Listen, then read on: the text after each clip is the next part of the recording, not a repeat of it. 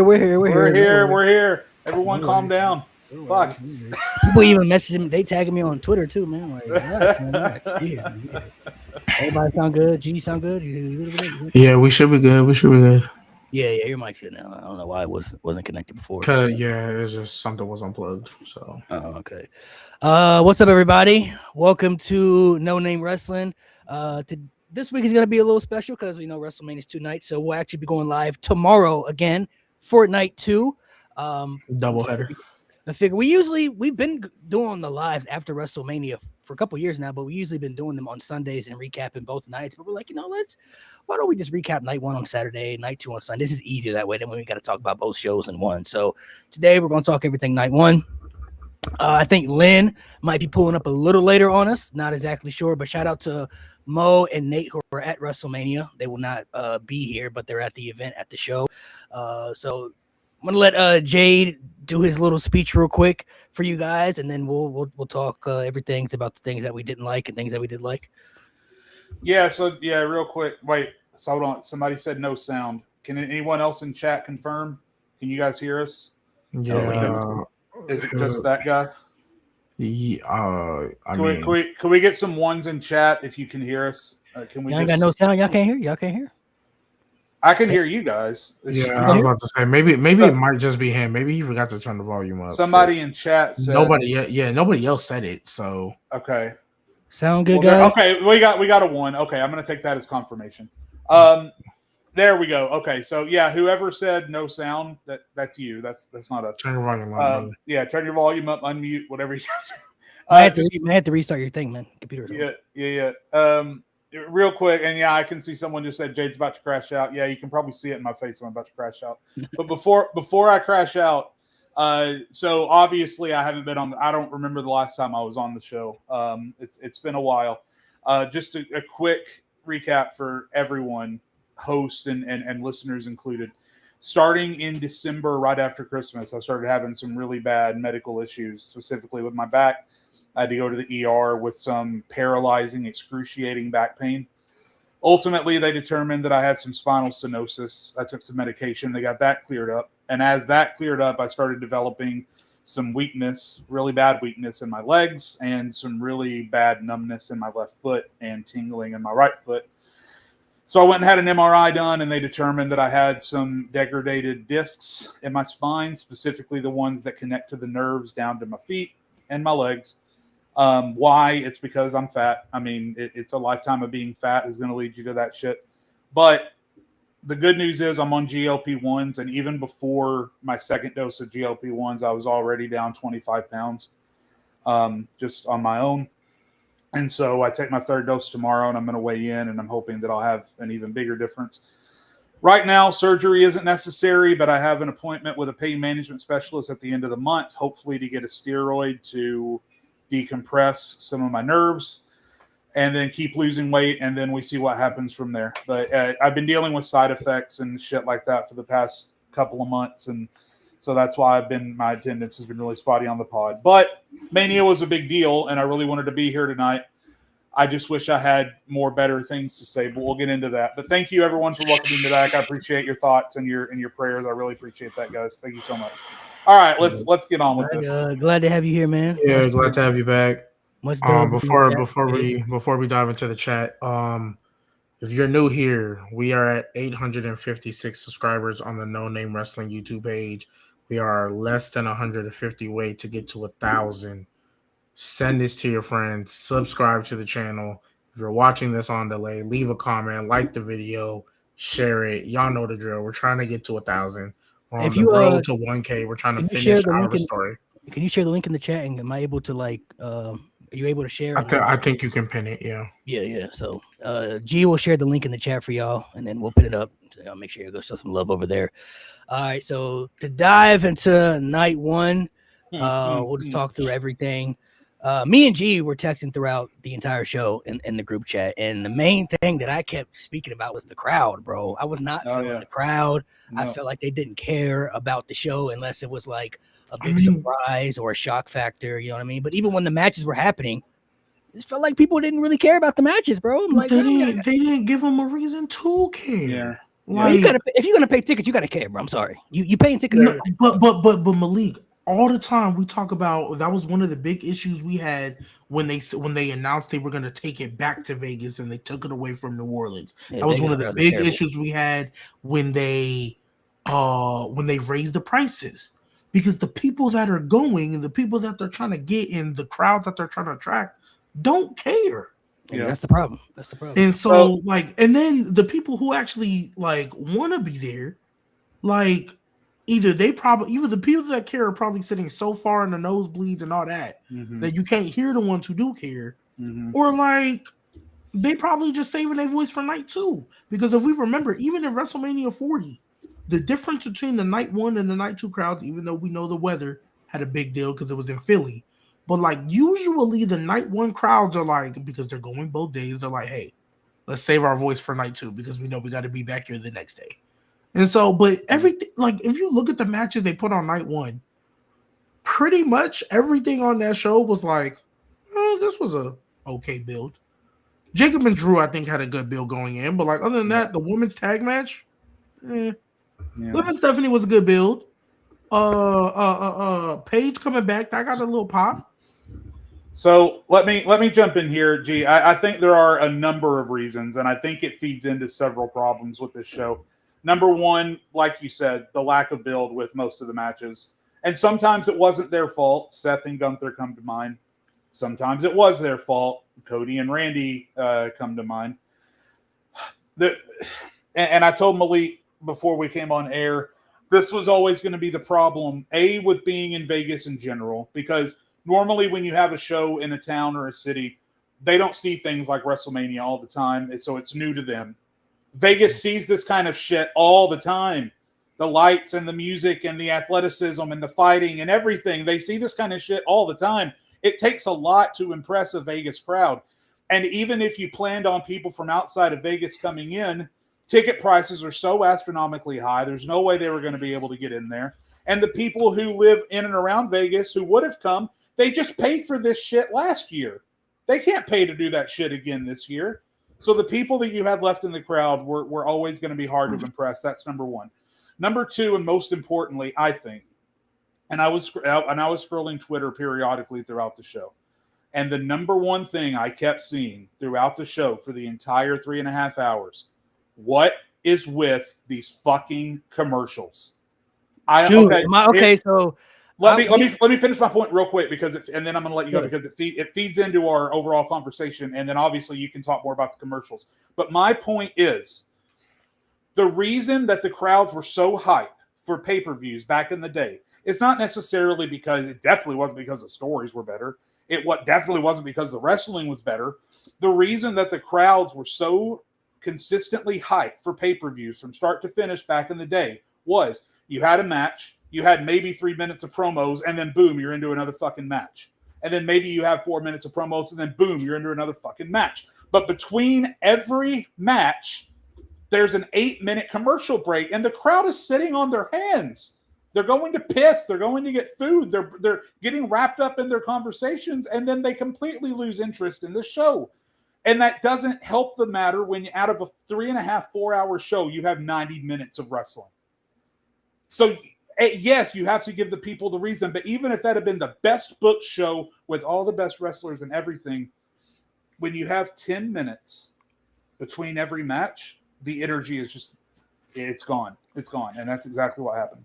My thing is, too, to add on to that, we're taking away promo packages now before matches that tell us the story before the match? That's a main reason that people get hyped before matches too, is that the promo package is really good. That gets your energy up. You're like, oh yeah, man, I can now we ready. The entrances and everything. Like, other than the main event, I thought I was tripping when the ads were happening. I'm like, maybe I got the wrong playing it for the live crowd. Unless they're playing it for the live crowd. Yeah, unless they're playing it for the live crowd. Because there are some times where I know sometimes when I go to shows live, I'll go watch back to see if I was on TV. There's times where they're playing a completely different ad in the stand in the arena that they're playing on the screen. Not all the time, but it happens. Okay, so unless they were doing that, but these ads were 4 or 5 minutes. Hold on. What about the chamber? Because I was at they played the promo packages at the chamber. I don't remember I'd have to go back and look. I don't remember. I know there was definitely ads. I was definitely watching ads. But I have a hard time believing that because A, again, the crowd just had little interest, and B, why would they show us the Cody Randy package but not have a package for everything else? Because they have those packages. Because they don't care about everything else. they have those. They literally dropped them on YouTube, on WWE's YouTube channel. Like they have the packages, and I'm like, okay, why? Like I'm thinking when the ads are happening, I'm thinking maybe I got the wrong subscription. I'm like, oh, maybe I got the wrong subscription or something because I'm going straight from ads into the match. Yeah. So I'm like, well, no promo packages. Yeah. But then G said he was having the same thing. So I'm like, okay, let me ask Twitter, and Twitter said the same thing. So I'm like, we're taking away promo packages now. Besides the main event, excluding the main event. You're gonna take away the promo packages before matches. I think that is a huge no. Like, and we're just talking about. I mean, the reason people on Twitter are mad is because they're paying $30, $40 a month for this service and still have to watch 10 minutes of ads between matches. But that's a whole other kit and caboodle that you have to deal with. But as far as somebody said they had promos for Chamber, so okay. And it's really inconsistent too because obviously in America on Netflix when we're getting commercials. Canada is getting promos from the New Day. So it's really inconsistent on what the live crowd sees. And maybe that feeds into it too, is there's a disconnect between, and we've seen that with people like Jey Uso. There's a huge disconnect between the live crowd and the internet crowd. And maybe that's part of it. But definitely I did not get the impression based on the crowd reactions. And again, there were things throughout the night that they were able to pull that crowd back in. Gunther versus Seth stands out. But I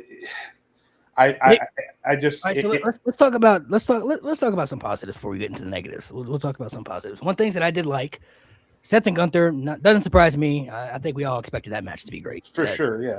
That is not a surprise. Braun Breaker being back is also good. That's a major plus right there. He got a pretty good reaction. I did like Jacob and Drew. Thought that was pretty good, even though the crowd didn't really react as much until the end. I thought that was a pretty good match. Other than that, everything else was kind of Hey, but this Liv Stephanie was good, but I felt it should have been longer. It should have been longer. But don't worry. This is the night that you could have got 25% off.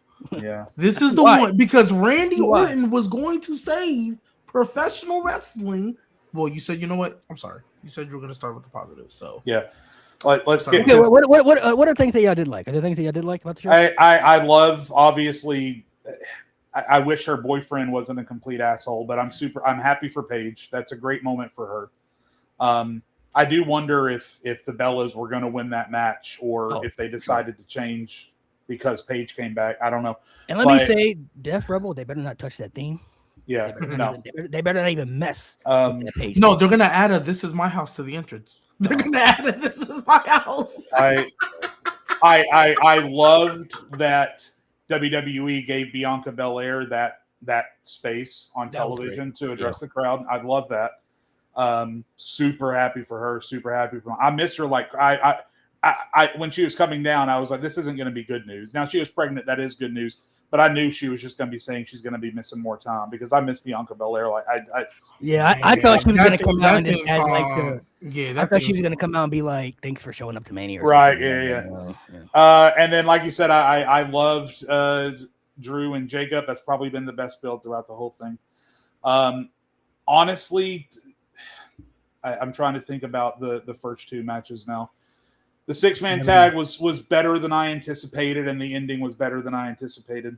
And then a little viral moment that they wanted. And then I loved, even though, and we'll talk about this later, even though the ending ended up confusing the fuck out of me, I loved little storytelling moments with Cody and Randy that got me hooked there in the middle. So those are probably my standout. And then Gunther and Seth was the match of the night. So those are my positives. What did you like? Yeah, Jacob and Drew. I'm glad that Jacob got his win. I'm glad that they were able to have a high profile match. I hate that we had to take the title off of Drew for the build that we got, and then subsequently the finish to this match, which we'll get on to later. Paige's return was cool. Like, I'm happy for Paige as a person. But, like, I think that tag division is dead, and I'll get onto it later. Somebody said Cody's entrance. That was tough. He cooked with that. Cooked with that. Yeah. I'm not gonna lie, that was elite with that. Now Randy's entrance, I like the Viper, but I guess I thought there was gonna be more. Yeah. But it was like, but I still like. I was like, oh, I do like though that he shaved his head and he wore the blue trunks, trying to throw it back to past iterations of his character too. So that was a little subtle thing. Yeah. So I did like that. Liv and Stephanie, I do understand why people feel like it should have got more time, but that is honestly a trend that I felt like for most of the show. That was the whole night. I felt even with Jacob and Drew, ironically enough, until we got to Seth and Gunther, I never felt like any match hit second gear. No. I expected that for the tag match because, okay, if the Bella Twins were always supposed to win and Nikki got hurt, yeah, Paige's first match in WWE in forever, her first match wrestling period in a while, you don't want to do too much. Okay, cool. The 6-man tag, you got Logan Paul and Speed both in that match, so you're not gonna do too much anyway. But like Liv and Stephanie, I feel like never hit their second gear. Like I knew the Judgment Day was gonna come out, but like I just felt like I looked down to say something to my kid, and the match was over. It was insane because I thought like we were gonna get the barred from ringside, then we start getting to the finish. Like after that second Oblivion, I'm like, okay, we're gonna start the first one. Sorry, the first one. Yeah, the first one. I was like, okay, we're gonna start pick up, and then like the second one was like whatever. Yeah. Which again, I know we're trying to stay positive. How y'all feel about that thing? Liv Morgan that thing is so lucky that people fiend for her the way they do. Oh yeah. Because anybody else, she would have been booed into pun intended oblivion. Oh my god, bro. That theme song is horrible. What I will say, the song is terrible. The song is trash. It's horrible. What I will say though, as long as we're sticking to the positives, I don't know if G will agree with me, but I feel like in the past couple of years, Liv has proven G and I wrong about what we thought of her originally. She I mean, regardless of the song. Oh, be careful. They're gonna say y'all switching up now. No, be careful. No, listen, I always said that my only problem was that back when Liv was constantly losing and looking like a dork, people were already saying, oh, she's a star, she's the best. Now you can say that about her. Right. All of you who were talking all that shit 2 years ago, say all you want now because she's a fucking star. Back then she wasn't. And at the time it was like, and you, me, and Nate had all said, you need to build her up correctly before you start putting her in these conversations. And then they built her up correctly. And I was like, okay, we're good now. That's all we wanted. So I'm honestly, I'm happy for her and I'm proud of her. But yeah, that match was the epitome of the entire night, really. Like I said, the match started. I looked down to goof around with my kid for what felt like 2 minutes, and then I looked up and the match was over. So I knew the show was going by fast I know they're in Vegas and everything, so they're like 3 hours behind, but when I kept realizing like the sun was still out, like in the stadium. Yeah, like when they started the post show and people were leaving, I was like, oh wow, the sun isn't even like set yet. Yeah. Like I know they're gonna post it eventually, but I want to see what these match run times were. And part of that was because, like you said, they were in the desert, and when the show started, it was 3:00 local time, right? Yeah. So that's part of it. But yeah, for sure. And we'll get into that as we transition into. Well, let's go ahead. We'll go ahead and transition in because there's obviously a lot of shit that people want to discuss. And before we dive into the main event, because we'll talk about that first. Is there anything that you want to talk about that really pissed you off that you just want to get off your chest right now? Just if it doesn't involve the main event. If it doesn't involve the main event, go ahead, Jake.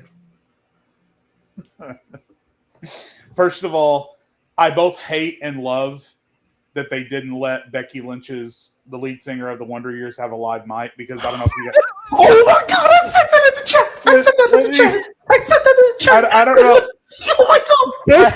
First thing I thought of when I saw that too, I'm like, is he lip syncing or am I crazy? I literally texted in the chat. I was like, this nigga is lip syncing. He literally missed his cue. I don't know if you guys know why, but the reason for that probably is when he goes and does his live shows, he's far left wing. He's like, F Palestine or Free Palestine, F ICE, all that stuff.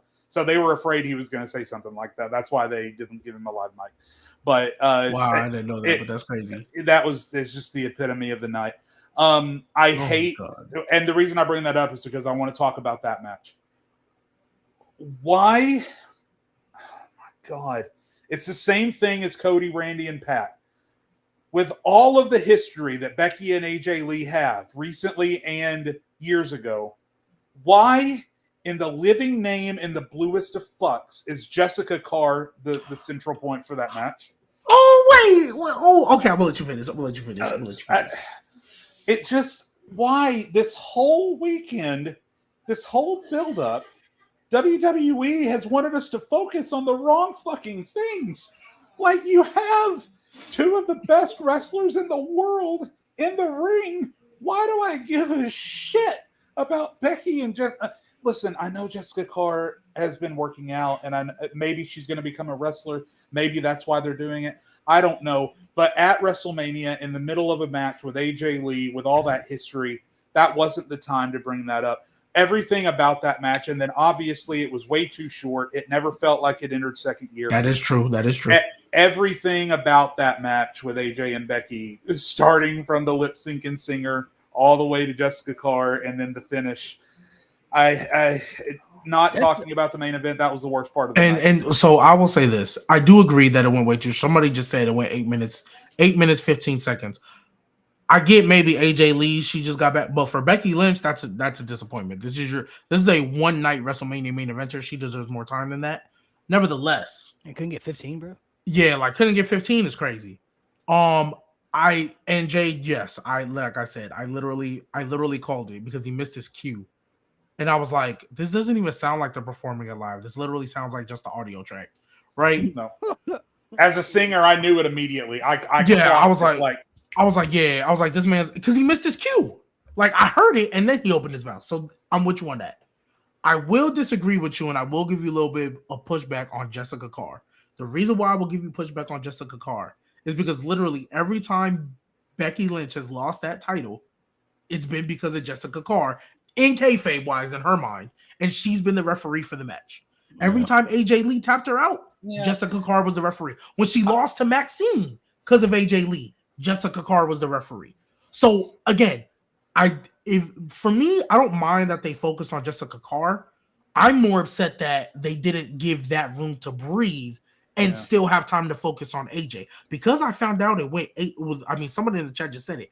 If it went 8 minutes and 15 seconds, like they're saying, then it's gonna feel like all they did was focus on Jessica Carr, right? Because it felt rushed. They didn't have enough time to focus on, hey, Becky and AJ actually can hoop, like they've done it already, right? So if it really did go 8 minutes 15 seconds, that's probably why I felt that way. Yeah. But I don't think focusing on Jessica Carr was necessarily an issue. 2 points, and then I'll be done. Number one, you're probably right that if the match had been allowed to be more fleshed out, I likely wouldn't have had as much of an issue with it. But B, and this is a theme for the entire night for a lot of the things that I have wrong with this night, WrestleMania isn't the night to tell that story. I'm sorry. WrestleMania isn't the night to tell that story because WrestleMania is supposed to be the night where you cap these stories off. You come back on Monday and you start fresh with new stories into the new season. And there was just too much shit that happened on this night that felt like the end of a Backlash or the end of a Night of Champions match where, tune in next week and see what happens. No, I shouldn't have to tune in next week and see what happens because it's WrestleMania. Well, to your point, Jade, Malik, can you please do me a favor and highlight GW Bryce's comment so we can all look at it together? Oh yeah, I got the match stuff. Somebody sent it to me. Because he just posted it in the chat. That's ridiculous. My homie just sent it to me. So the match length for every match, the opening match was 7 minutes 10 seconds. That was a celebrity match. Drew and Jacob was 14 minutes 10 seconds. Every women's match on the show was under 10 minutes. Unacceptable. And Liv and Stephanie, how much was that? 9 minutes. That was 9 minutes? Ridiculous. Gunther and Seth was 15. Best match of the night, deservedly so. And then Cody and Randy was 22. That felt so much longer. You expect the main event to go. Yeah, but that felt like 30. Like I'm talking about like match time. And that's like because that match time is only counting bell to bell, and you had 10 minutes of fluff. With that's what it was. Yeah, you're right. So, but no, okay. So let's. I do want to address that though. I'm sorry, this is WrestleMania. Triple H, you had 7 matches on this card, and I think you have 6 on tomorrow's. There should be no reason everybody's not getting 15 plus. Even your women's tag, which is probably on paper the worst one because of who's in it. There should be no reason everybody's not getting 15. Nope. I'm sorry. There's no excuse for that. Liv and Stephanie, the best built women's feud, got 9. When, let's be real, we all know Rhea and Jade are getting 15. Just because of who they are. And that's been the worst built one out of all the women's feuds. I don't know if Jade Cargill can go 15 for real. Like, if she did what else good is Saudi. I guess so, yeah. Like, so I'm sorry. That's very that's unexcusable, and I'll probably make another video on that later. But the fact that somebody's saying Liv and Stephanie got 6. I don't think it didn't feel like 6. No, I don't think that's right. No. It didn't feel like 6 to me. But Liv and Stephanie getting 9. Becky and AJ got 8, and then the women's tag got what? 6, 7? Yeah. So this is also why too. Before we get into the main event, after this, a lot of people are saying it got 6 instead. It didn't feel like 6, but after this, we'll talk about the main event. This is a big reason why the women don't get the main event of WrestleMania, because they still don't take that women's division as serious as they hype it up or talk about. Nope. When you have 3 women's matches on one WrestleMania and every single one of those matches were under 10 minutes long, that's a problem. That's an issue. I still don't think they feel the women's division is the same level as the men's division. They don't use the builds for WrestleMania the same way for the women's opposed to the men's. The men's get more attention. The men's always feel bigger. Like, they have the star power and they have the talent in the women's division, but they don't treat it as the same opposed to the men's division. They talk about the women's evolution and all that stuff. That was over 10 years ago.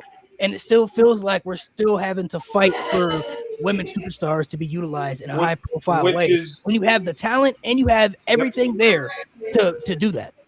And not only do you have the potential and the talent, the proof is in the fucking pudding. Like, think about the best matches at WrestleMania for the past 4 years and how many of those involve Charlotte, Rhea, Io, Bianca, Becky. Like, give me a freaking break with that. And here's my other problem with it before we move on. And because it all connects. It's an endless circle with this shit. If everyone on the card, right, had gotten 9-10 minutes like they had, and we had also gotten a Julia and a Tiffany or a Grande versus Grande type of deal where more people were, I might be okay with it. But it is literally the textbook definition of inexcusable that the reason why everyone on the card was limited to 6 to 10 minutes was because you just needed to have that Slim Jim or that tax bracket ad in between your matches. Absolutely unacceptable for a pay-per-view. Can't do it. Yeah, like, I don't understand why we still have this issue for the women's division. When you have the talent, you have everything there. You've given them chamber matches, Money in the Banks, WrestleMania main events. You've given them their own pay-per-view. Like, you've given them everything that they've deserved. But then when WrestleMania comes around, it still feels like they don't feel on par compared to the men's because they don't put the time and effort into the women's feuds like they do with the men's. I mean, Liv and Stephanie was probably the first women's championship good feud we had going into Mania that actually felt decent. Maybe since Bianca and Becky, and that was in 2022. So it's like they have to put more time and effort into this. You have to make the women's, division feel equally the same as the men's. And don't even get it started when it comes to booking the champions. When it comes to booking the women's champions, they're good at giving you the moments. They give you the moments, but when it comes to booking them and consistent good stories and making them feel important to the shows, look at Tiffany, you look at Bayley, you look at Nia, you look at Liv, her last reign, look at Rhea Ripley, all the reigns that she's had, like Io Sky, who was one of the best wrestlers in the world. Every time they capture the championship, a good moment, but it don't take long before they actually feel like an afterthought to the show. And I'm going to say one more thing that sort of encapsulates this whole thing, and this is one of those things when I say this, you have to consider the source to really understand like how important what I'm saying is if I'm the one saying it. The biggest disgrace to this whole WrestleMania season is that Io Sky didn't have a fucking match. Io Sky is that's a lot coming from you. That's a lot coming from you. Undoubtedly, your second most popular wrestler in your entire company. Io and Rhea consistently get bigger pops every single week than anyone not named Cody Rhodes.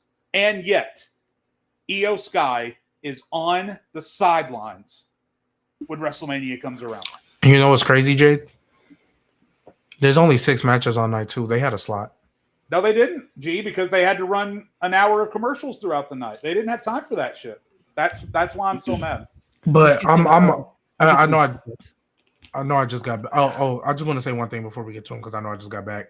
Because y'all was talking about like the way they treat the women and all that stuff. I guess my frustration for real is that I thought we learned. Even though y'all clearly did the first one as a publicity stunt, y'all had a second Evolution, and it was one of your better pay-per-views of the year. Yep. That was the best show they had last year, PLE, to me. When they gave these women time, it was actually really, really good. You couldn't give them 15? Like 15, guys. A World Heavyweight Championship match. You couldn't give 15? And by the way, Io and Asuka would have had the match of the entire weekend. I mean, yeah, for sure. So let's not forget Asuka in this equation either. Regardless of time, Asuka can still hoop for sure. And you even have the story. One of the best stories they're telling right now is Io's constant efforts to try and free Kairi Sane from the clutches of Asuka. So that's one of the best stories they're telling too. And no, we can't do that because we have to have 10 minutes of Jelly Roll putting Pat McAfee through a table and an hour of ads on a fucking pay-per-view. All right, let's talk about the main event. We'll all go individually. I'll start and then I'll let y'all go after. Go ahead. Go after. First off, let me just say the match itself was a little boring, but it kind of picked up a little bit. It probably could have been a little bit better. I don't know why we had to have Jelly Roll and Pat McAfee into the situation. Still don't know, especially with the outcome that we got. Don't know why we had to have that at all, but whatever, it happened.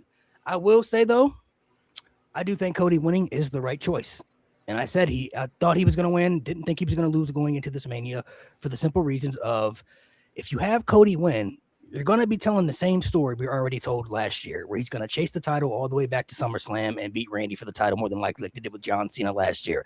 And unlike what Cena did last year, Cena turning heel was this big shocking thing that we never thought we would see. So it was kind of like you have to have Cena win the championship at WrestleMania because of that reason. Randy's been this guy many, many times. We've already seen it. Didn't really feel he had to win at WrestleMania, but I only feel if they do it this way for the story, it will make sense, and I think it will be better. If Randy now goes on this collision where now he just goes ballistic, he'll stop at absolutely nothing to get the championship. Like, more dangerous than ever. How far will Randy Orton really go to capture the 15th world title? We already know he can be devious. Like, when Randy's at his most dangerous, we already know he can tap in and be the most diabolical heel maybe WWE's ever had. But can he take it up now even further to another stage? I think that's a more interesting story to tell, opposed to Cody loses and then he goes on another chase for the championship. I think now if Randy gets these voices in his head, they get even louder, and now he destroys everybody in his path. He ain't listening to nobody now. He's listening to himself and himself only. No Pat McAfee, no Jelly Roll, nobody else, no Nick Aldis. Everybody getting the smoke now.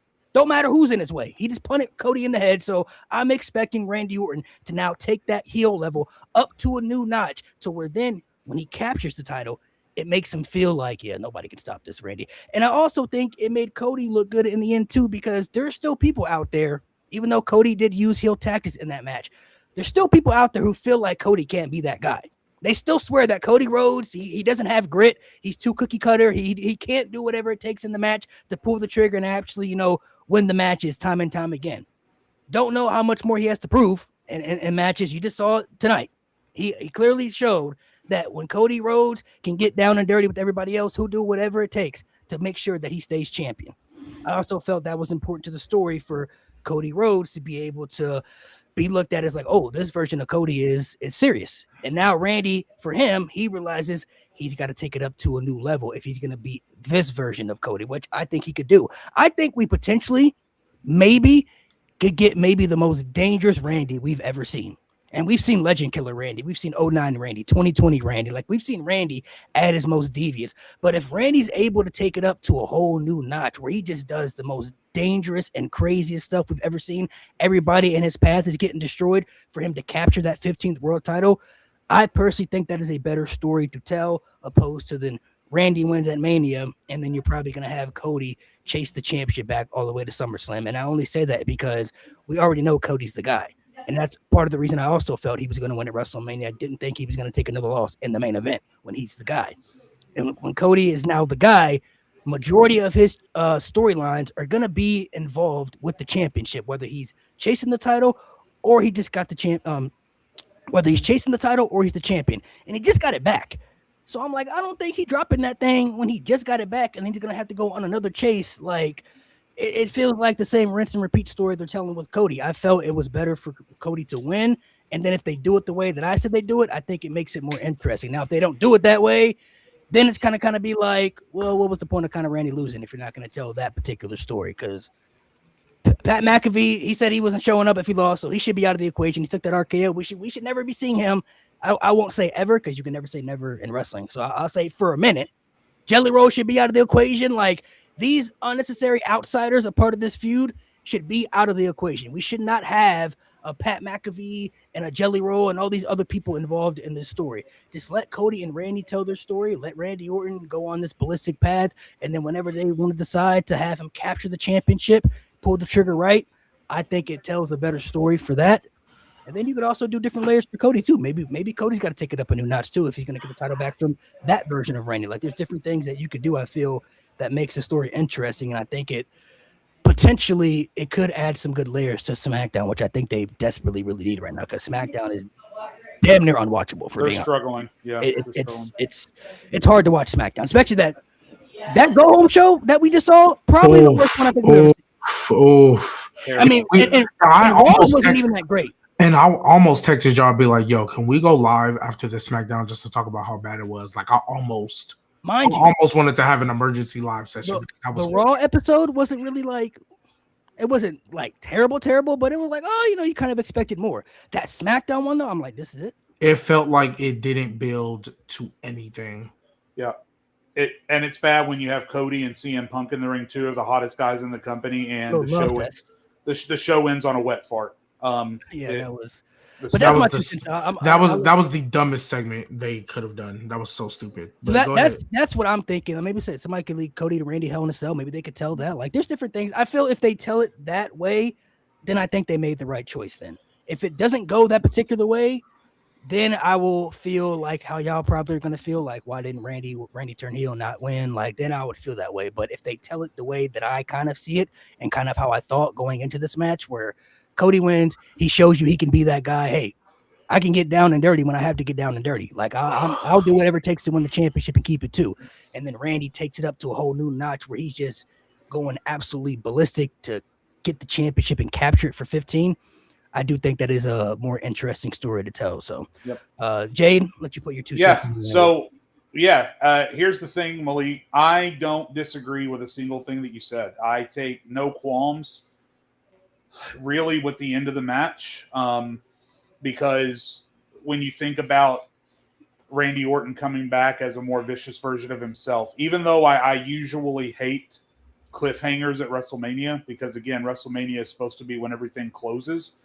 You could really say that it is closing because the Randy Orton that we're going to be getting starting on Monday is not going to be the same Randy Orton we just had. So I could talk myself into being okay with the way the match ended. I have no issue with that. And I love that we are starting to see Homelander Cody starting to bleed through a little bit, because we've been waiting on that. And I think the poke to the eye and the kick to the balls and his kind of looks of like this to the, like, what the fuck is wrong with you kind of thing he was doing to the crowd. We're starting to see signs of Homelander Cody starting to peek through. I love that. My issue going into it and my issue coming out of it is that you could have told that exact story and had that exact same match with the exact same ending without Pat McAfee and without Jelly Roll.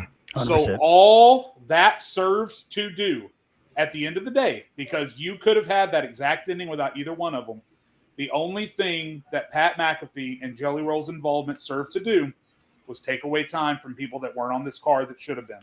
Stratton, EO, Mello, Americano, both of them. The list goes on and on.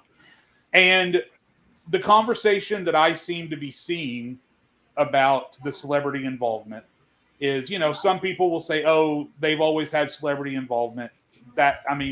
Technically that's true, but that doesn't help your argument when the celebrity involvement didn't used to take time away from other people who were supposed to be on the card because you had a bunch of matches and no pay-per-views. There was time for everyone to be involved, and you just don't have that anymore. Yeah. But the other conversation that I'm seeing is, whose fault is it? Why do we have all these celebrities? And I think there are two reasons, and it is either one of them, but my belief is that it is both. Reason number one, because you held WrestleMania in the same location that you held it in last year, and because your build was so atrocious, WrestleMania ticket sales compared to previous years were in the toilet. And that's how they were comfortable with having Speed and McAfee and discounted tickets on night 2 and all this other shit. And then the other possibility is it was TKO's idea.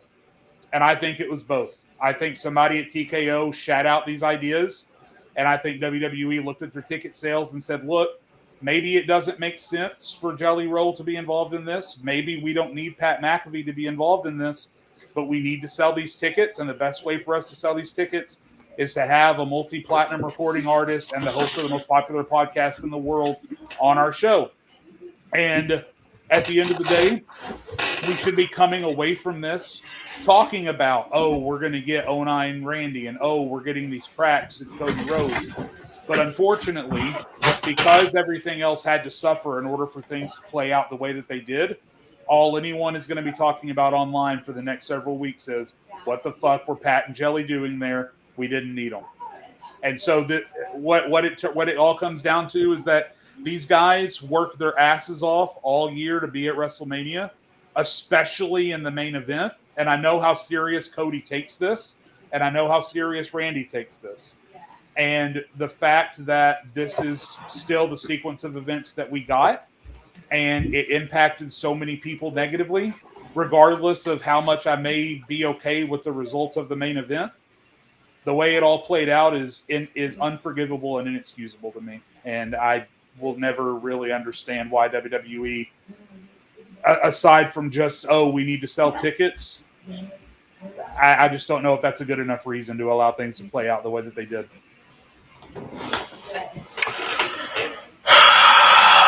So, I know I usually have a tendency of coming to these WrestleMania post shows very, very upset. Actually, first off, before I even get into any of that, chat, we have 292 people in this stream right now. Like the video, subscribe to the YouTube, man. Come on, what are we doing? If you ain't subscribed, what are you waiting on? This is the best podcast in the world. Anyways, let Malik, I understand. I'm not going to sit here and act like I don't understand you. I get why you feel like Cody should have won. I get why, especially because what's winning me over with your argument is the idea of not repeating the same story he's been telling the past 2 some years. Yeah. Right? I can't get with you on that. My 2 main issues. One of my biggest pet peeves in wrestling is when people turn heel and lose immediately.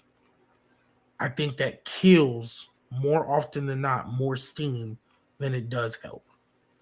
Granted, it's Randy Orton, so at that point, it's kind of like Randy Orton will be fine, but naturally, I hate it, right? I hate when heels freshly turn heel and then lose right away, because naturally, why would I then care? Like, okay, you're a bad guy now, but you're still losing. You're doing the same thing you were doing as a good guy. So the new thing that I have to care about, I no longer care about. My second issue, with that being said, in this match, okay, you take out Pat and Jelly Roll, even Jelly Roll saying, have the one-on-one match we were meant to have. okay, there's your creative booking decision that said, hey, we're going to try to fix this TKO stuff. Even Pat coming back in the referee thing, I actually didn't hate. I was like, okay, that's a heel thing to do. Randy Orton, then RKO Pat McAfee. Yep. I'm like, oh, Cody Rhodes takes advantage, something he's known to do. So that's what Sammy was complaining about. I said, was that a double turn? Which then would have then justified Randy Orton losing. My problem is then immediately after you grab the title, hit him in his head, and that is when you punt kick him. And the end of WrestleMania Night 1 is you standing tall with the championship. If I was trying to introduce somebody to wrestling and I showed them that picture, they'd be like, oh, so the guy standing up won. Imagine then telling them, no, actually he lost. And then they're like, well, then why is he standing there with the title? Exactly. That was my issue. I'm with you, Malik, on why you felt Cody should have won. I hate the way we got there. And it's not even really the Pat McAfee and Jelly Roll. It's the fact that if you wanted to get there, fine. Why is then Randy basically no-selling the Crossroads, getting up, cracking you over the head, and now punt kicking you? If that's the image you wanted to end your show of Randy Orton standing tall with the championship over his head or in his hands, then just have him win the match. Because you can still tell whatever dynamic. I understand maybe not having Cody do the chasing thing, but you can still progress eventually to a Hell in a Cell. You can still progress. And now that we've technically eliminated, well, I think even if Pat McAfee still showed up, the RKO to me is what eliminated him from this story. Now that that's eliminated, we can finally get to the 20-year history. We can bring up legacy. We can have the promo battle that we didn't have. I just don't like the way we set it up. Like watching it in live time, you're kind of making this look pointless. Why is Randy getting the upper hand at the end of the match? That is something you do at the end of Raw. Even though it's not as bad, it reminds me of when Cedric Alexander was the garbage man going against a Corbin and him. Yeah. And he lost, but then he hits him with a drop kick and is like, oh, actually, I outsmarted you, but you lost. So it doesn't matter. You still lost. Randy Orton, yeah, you standing all big and bad, but you just lost. You still got pinned 1, 2, 3. I get it. I've seen, and as I've listened and as I've calmed down, I've seen people say on Twitter, "Oh, Malik, I feel like you're kind of getting with this as well," where they're kind of just resetting this storyline. They basically just kind of factory reset it. Hey, this is the new timeline now. We snapped everybody away. This is our new timeline. Right. So I'm willing to give it a chance. But just on initial reaction, which is what I made my video on, you should have just had him win. Let me show y'all what Cody's eye looks like right now. Damn. From that punt kick. That's from the punt? Oh, shit. Yeah. Look, you can see the boot right there. You can see the imprint of the boot. You can. That's crazy. Yeah. And see, that would be so much better to me. Like, even now, like, I'm kind of going back to my original thought. That would be so much better if he lost. That would feel so much more important if he lost. Because they did, and maybe their plan was to always do, let's just say Pat and Jelly Roll weren't in this. Maybe their plan was to always do like a 3-match thing and Randy wasn't going to win at Mania, blah, blah, blah, blah, blah. And, you know, maybe slowly but surely build to this Cody heel turn, double turn, whatever. That moment right there, they didn't even bring up the possibility of using the punt kick. Randy Orton never teased it. Granted, because we had to spend 4 weeks hiding behind Pat McAfee in a Dodge Ram truck. But nevertheless, And by the way, Michael, I just want to point out real quick, Michael Cole also spent 10 minutes of that match talking about Randy Orton's back injury that contributed nothing to the end result of the match. And when did that even start? When did that become part of this? Today. That was a, I think they addressed that because I don't know who put it out, but it was going all over social media as a rumor, like he could be injured or something like that. I don't know who put that out. I think it was like Dave Meltzer or some shit. So, of course. Okay, fine, sure. If it got put out and it wasn't supposed to, fine, sure. But like, I'm really looking at them like, you didn't even mention the Punk King. You didn't tease it. And even though it's not WWE's video package department's fault, but they really pissed me off in that promo package because, wow, y'all are really going to mention stuff that hadn't been talked about at all. I almost want to claim false advertisement. Yeah. They brought up a Cody Rhodes promo from 2011 or an interview. They ain't talked about that we have never Cody seen, by the way. Yeah, that has never been shown. That was more like 2009 because he was in Legacy when he made that interview. But like, it's like they never, not one time in the midst of this feud, ever talked about their history. I don't even think the words legacy came out their mouth. That's because they couldn't decide if this rivalry was Cody versus Pat or Cody versus Randy. And then even on the day of the show, as the match is happening, they still can't decide if it's Cody versus Pat or Cody versus Randy. Okay, so to add on to G's point, I understand the ending. It might be confusing for certain people. The way I interpreted it and looked at it was they're telling us that this isn't over with. Randy isn't done with Cody, and Cody's not going to have a reason to want to fight Randy again because he just kicked his head off. And especially looking at that black eye now, Cody's going to want probably some redemption or something for that. And Randy obviously kicking Cody in the head. They don't treat the punt kick like they used to. If this was 2009, Cody Rhodes would be gone for like 3 months. Yeah, he'd be off TV. And then he would, be back at a big surprise. But I think them posting that photo pretty much indicates he's not going to be gone for the extended length of time. Or they yeah. That wasn't even a photo. It's a video, actually. It's a video like fixing him backstage. But that's how I interpreted it was Randy is telling us, I'm not done with you.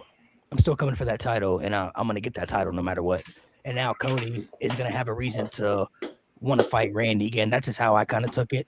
I felt if you had, maybe he could have just hit him with an RKO or something instead of the punt kick. Maybe he could have just, hit him with the title, and then maybe he could have just took the championship himself. Just took it and then walked away with it. And then Cody's now is like, all right, you took my title, not going to go get it back type thing. But I understand the punt kick aspect, because he doesn't do it as much anymore, and they don't treat it as the same opposed to when they first were bringing it on TV. That felt like a big deal. I mean, the punt kick was the most dangerous thing they had in WWE at one point. You know what I mean? You kick with that, your career's over damn near. So here's the thing. I'm okay with the punt. I'm okay with the promo if that had been what they focused on for the last 3 weeks. Right. It's not what they focused on. The last 3 weeks has been 95% about Pat McAfee telling all of us that Randy Orton was going to save WWE. And Pat McAfee had such an intimate, close relationship with Randy Orton that Pat McAfee, not his dad, not Vince McMahon, not Triple H, not anybody, was able to bring this out of Randy Orton. It was Pat McAfee. He is the only guy who could bring this out of Randy Orton and turn Randy Orton into what he used to be. And they are so tight and so close that the first time Randy Orton sees an opportunity, he's going to give him an RKO. Now, you could tell me, well, that just goes into what Malik just said about Randy snapping and da-da-da-da-da-da-da-da-da-da. I don't care about any of that shit right now. What I care about is that either this was about Randy or this was about Pat. And you spent 3 weeks telling me this was about Pat. And then you suddenly want a face card on the night of WrestleMania and change your mind and tell me that it's about Orton. So now it's my fault. As a viewer, now it's my fault. Oh, you don't want to forget about everything that happened with Pat for the last 3 weeks that you wasted all your time and attention on? That's on you. If you don't want to just sit back and enjoy this story, sit back and let it play out, brother. This is wrestling. Let it play out. I hate my da-ba-da-ba-da. No.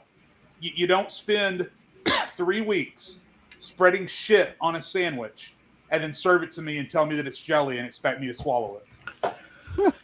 I'm sorry. I do feel you on that. Listen, we all can agree. We don't know why Pat McAfee and Jelly Roll had to be in this. They should have never been nowhere near this feud. Yeah. But to G, what he said, I do also think that this could be WWE telling us this is a reset of the feud of what I pray it is. Like I think And it's honestly, it's the same issue they had last year with Cena and Cody. It's like they had to reset it. And then what we got at SummerSlam is what we should have had at WrestleMania. But I guess the thing is, like, and why different, and then I'll kind of like transition because I do want to ask y'all a question. But like with Cena and Cody last year, it gave me a bad taste in my mouth because as somebody who was advocating for the heel turn, obviously we know that bald-headed fraud.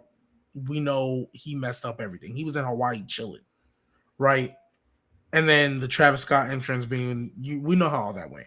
But it left a bad taste in my mouth because I knew from that moment on, any hopes that we had that this heel turn would be good, even though I do think it turned good once we because the Randy match and the Randy match and Backlash, that was good. The CM Punk stuff, that was good.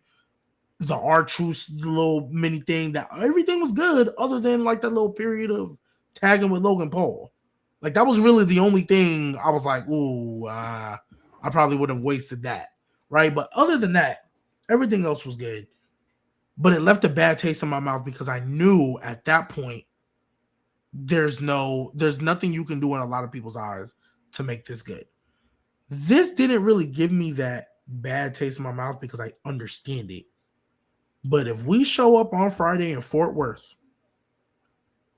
and we don't have a promo battle, we don't have a factory reset, I swear if they still talk about some Pat McAfee, and I swear if I see Jelly Roll backstage, I'm gonna be really, really upset. Yeah. They better hope and pray that this is a factory reset. I am willing to let it slide because you know what? Sometimes that's all you can do is factory reset. Sometimes we just gotta say, you know what? I had to do what my boss told me to do. Now that WrestleMania is over, I can go back to doing what this should be. Fine. Whatever. But it better be a reset. And this is getting a little bit deeper into the subject matter. So I'm just going to say this and then feel free to either respond or redirect, whatever you want to do. But I just feel like I need to say this.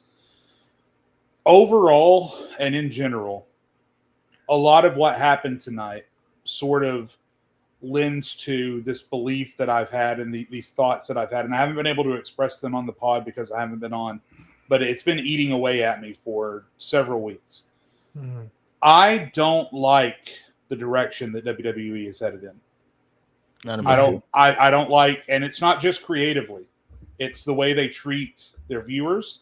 Mm-hmm. It's the way they treat their talent. It's the way they treat their live fans.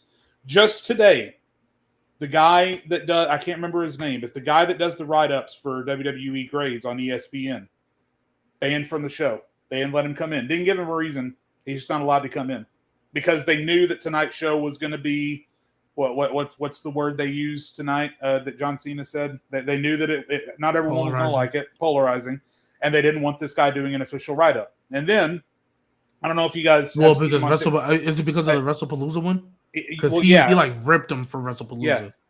And then I don't know if you guys know who this guy is. There's this guy I follow on TikTok. His name's G-Fed, and he does tours of NFL arenas and baseball stadiums and whatnot. He's already been banned from NFL arenas because one of the challenges that he does, and he said before, he accepts the consequences for his actions because he knows what he does sometimes is he'll go to a game and then when the game ends, he'll set a timer and see how long he can stay in that arena without getting kicked out, right? The NFL didn't like that, and they banned him from all their NFL games, and he understands that. But he went to WrestleMania last year. This year, he buys an $800 floor-seat ticket down in the pit section. He's there for one match. WWE sends security out to kick him out after they took his money. And he said, oh, am I going to get my ticket back for the ticket? Well, no, probably not. So they'll take his $1,000 that he spent to get in there, let him get in and pretend like everything's fine. And then they're using it as an excuse of, oh, you posted a video on social media that we didn't authorize when everyone else in the arena is doing that. So they let the guy cash in $1,000, let his friend that he was with cash in $1,000, let him get in there, and then as soon as you get the first opportunity, keep his money and kick him out. Those are just two things that happened just today. But the mistreatment of the talent, treating their fans like they're idiots, gouging ticket prices, changing pay-per-view plans, and now giving a wrestling fans holiday in WrestleMania to Saudi Arabia next year. And I know there are wrestling fans in Saudi Arabia. I understand that. But with everything going on in that part of the world, that's not where a wrestling show belongs right now. And that is just being completely taken from us at this point. And every day, and do you guys remember 3 years ago or whatever, we did a podcast about how excited we were for Triple H and for the future? That seems like so long ago now. Mm-hmm. And it honestly, it breaks my heart. It breaks my heart because my kid loves WWE and I watch it with him. And he doesn't know about all this stuff that bother. All he knows is he sees it on screen, and they're superheroes to him, and that's what wrestling is. It's real life superheroics, and it's engaging and it's fun. And the thing that I love about wrestling, and the thing that I used to love about wrestling, is that fans come together as a family for the shows, and WWE treated you like a family when you came and watched the show. And there is such a disconnect between WWE or TKO, whoever you want to blame it on, and the people that are at home and the people that are live in the crowd. And it just feels like WWE have now reached a point, or TKO has now reached a point, where their business model is, you idiots are going to keep paying, so we're just going to do whatever we want. And it depresses the fuck out of me. I think that's kind of been the WWE's method for a long time. Even if you look at those later 2010s, early 2020s, when Vince was still around, it was like, they were still doing the worst things possible, but they still knew people would go to the shows at the end of the day. Now, the ticket prices weren't as high, but they still knew they get the viewers. Right. But it's like, if you can't have bad creative and high ticket prices at the same time, especially is in the thing that's, and this will for real be the last thing I'll say about it. The thing that's so frustrating is like, this time it's like we really don't know who to blame. Because on one end, yes, TKO, you're the reason you brought up Pat McAfee. One thing that Triple H has never struggled with is his main event. His men's main event has never been an issue for Triple H since he's taken over. Now, one time he'll have the men's tag team will look really good on SmackDown, horrible on Raw. Oh my gosh, you fixed the women's tag team. But your women's make art is trash. Like there's he never has it all good at the same time. But one thing that's never struggled is his main event. So I don't think Triple H, would make the decision to put Pat McAfee and Jelly Roll in here. But this is also the same guy that decided, yeah, we don't need to have Milo or EO or Asuka on WrestleMania. So it's like the on one hand, I don't know who to blame at times. Sometimes it's Triple H, sometimes it's don't know who to blame. But nevertheless, whoever we're blaming, you can't have ticket prices through the roof like we in inflation and giving me quality that almost makes me want to stop watching your shows.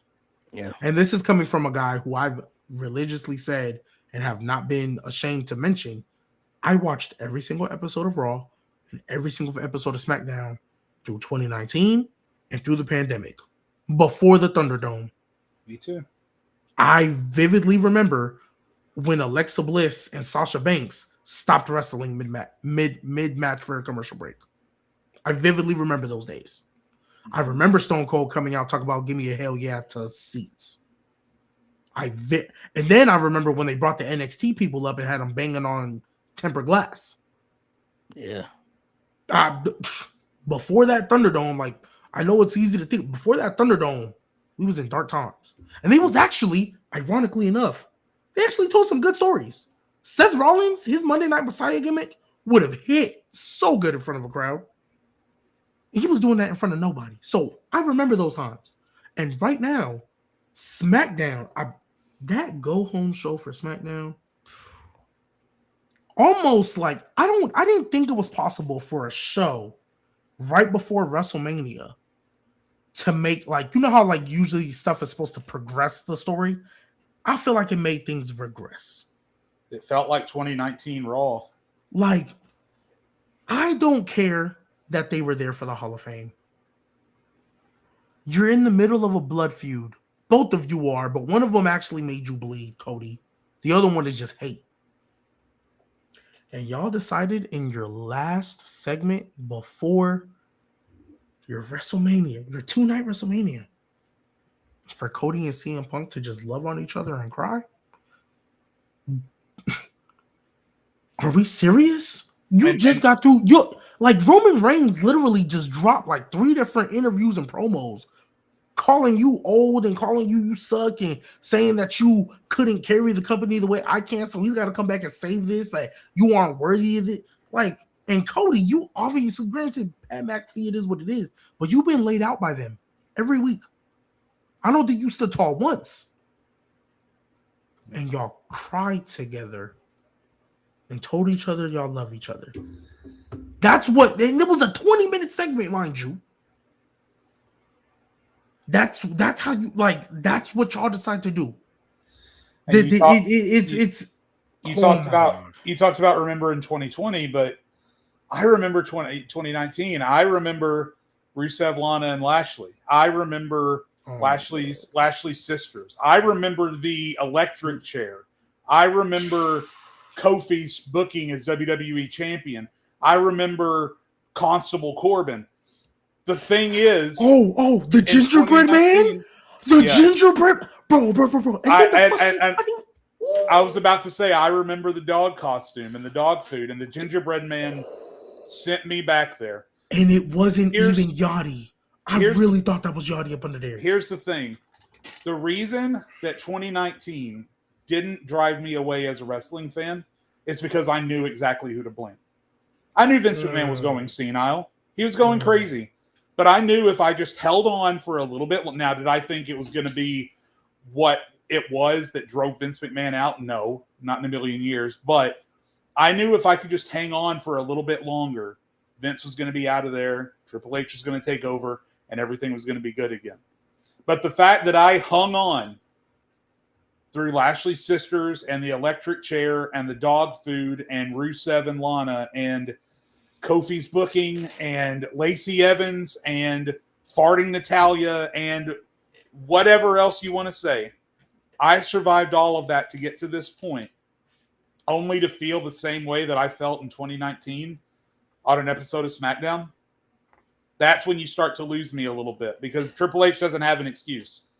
TKO doesn't have an excuse. At this point, bad booking is just bad booking. There's no senile old man that's changing plans at the end of the day. Not that we know of anyway. Right. No excuse. No excuse for Sami Zayn to be out there booting a gingerbread man on the Friday before WrestleMania. No excuse for Cody and CM Punk to be having a promo that equates to softcore porn on the night before WrestleMania. No fucking excuse to bring back Royce Keys for a squash match last week and then have him come in and win the fucking Battle Royal this week when you could have just brought him in as a surprise. Which I would have much rather that main event. I would have much rather the Andre the Giant Battle Royal main event than watching Cody and CM Punk do what they did. Yep. I do have a question for y'all, though. I do want to ask a question. Yeah. So based on this result for Cody, and Cody winning, retaining, does whoever you thought was winning tomorrow's main event, does that make you more confident they're winning or less confident they're winning? Because Jade, I don't know who you picked. Malik, you go first. We've been talking for a while. I'd say more confident. And you picked Roman, right? Yeah. I said that I think they want Roman and Cody to both be champions. They haven't had it yet. And because Cody won, you think you're more confident with it? I would say so, because they could. I still think we get a Cody and Punk story at some point. Like, I think that's inevitable to happen at some point. And I think with Braun Breaker now being back and all this stuff with the Vision, I think they want him to be the world champion. Because I don't know if y'all saw that stuff that that's been rumored, but supposedly, Paul Heyman said that the original main event of WrestleMania were going to be Roman and Seth, and then Braun Breaker versus CM Punk for the world title. So I think they want Braun to be world champion by this year. And we talked about before last week, I think Braun will get much more effect beating Roman than he would CM Punk. I mean, beating CM Punk would be a big deal, but he beats Roman Reigns. That to me should tell everybody this is going to be, if not the guy, he's going to be one of the WrestleMania main event guys that we're building around for the next 10 years. Yeah. Well, I'll start by saying, G, you know how I feel about CM Punk, right? Mm-hmm. But I will say, and if I had been on the pod after it happened, I would have said this. The closest that I have ever come to Punk almost drawing me back in, he didn't. But the closest that I've come to CM Punk drawing me back in since he came back to AEW 5 years ago was the Pat McAfee TKO pipe bomb on Raw a couple weeks ago. When I watched that, I found myself smiling, and I had to be like, nope, that's still CM Punk. That's still CM Punk. So anyway, I'm putting that to the side. So I still think Roman is going to win. It does make me slightly less confident because one of the main reasons that I thought Roman was going to win is because based on, and maybe it's still going to happen, I'm just slightly more confused on how it happens now. But based on the promos that McAfee and Punk and Cody were exchanging and that little triangle they were having for a while, is it really sold me on the idea that we're going to get maybe leading up to SummerSlam, a TKO versus WWE storyline. Maybe not necessarily booked as TKO versus WWE, but guys that are more, company guys like Roman right. versus guys that are more fan oriented like Cody and LA Knight and CM Punk. Right. But now that Pat McAfee's eating an RKO from Randy, I don't fucking know how that all plays out now. Maybe it still does. I just don't think Roman loses 2 WrestleManias in a row. That's really all I have left to lean on at this point. Is that I don't think they'll have Roman lose 2 WrestleManias in a row. And also, I honestly think they are trying to they they are the New England Patriots at the end of a 52-7 blowout in 2007 with Roman Reigns. They are trying to pad the score. They want Roman Reigns to be the best of all time. So they're going to give him that World Heavyweight Championship because he hasn't had it yet. So now he can say he had the Universal, he had the WWE, and he had the World Heavyweight. So there's a number of reasons why I still pick Roman to win this match. My disdain for CM Punk notwithstanding. So I'm still going to go with him. I also feel, before you go, Roman wins because I really could see Braun winning King of the Ring and taking the world title from Roman at SummerSlam. And now that Braun's back, I'm not gonna lie, he gonna have to kind of play catch up now with Oba because since Braun been gone, Oba been moving up. He been now the guy everybody's been talking about. I don't know if Braun Breaker should be the guy anymore. I think it might have to be that guy. So, which, by the way, you guys don't want me on this pod tomorrow if Brock beats Oba. I'm just saying. Hey, oh yeah, for sure. Oh my God.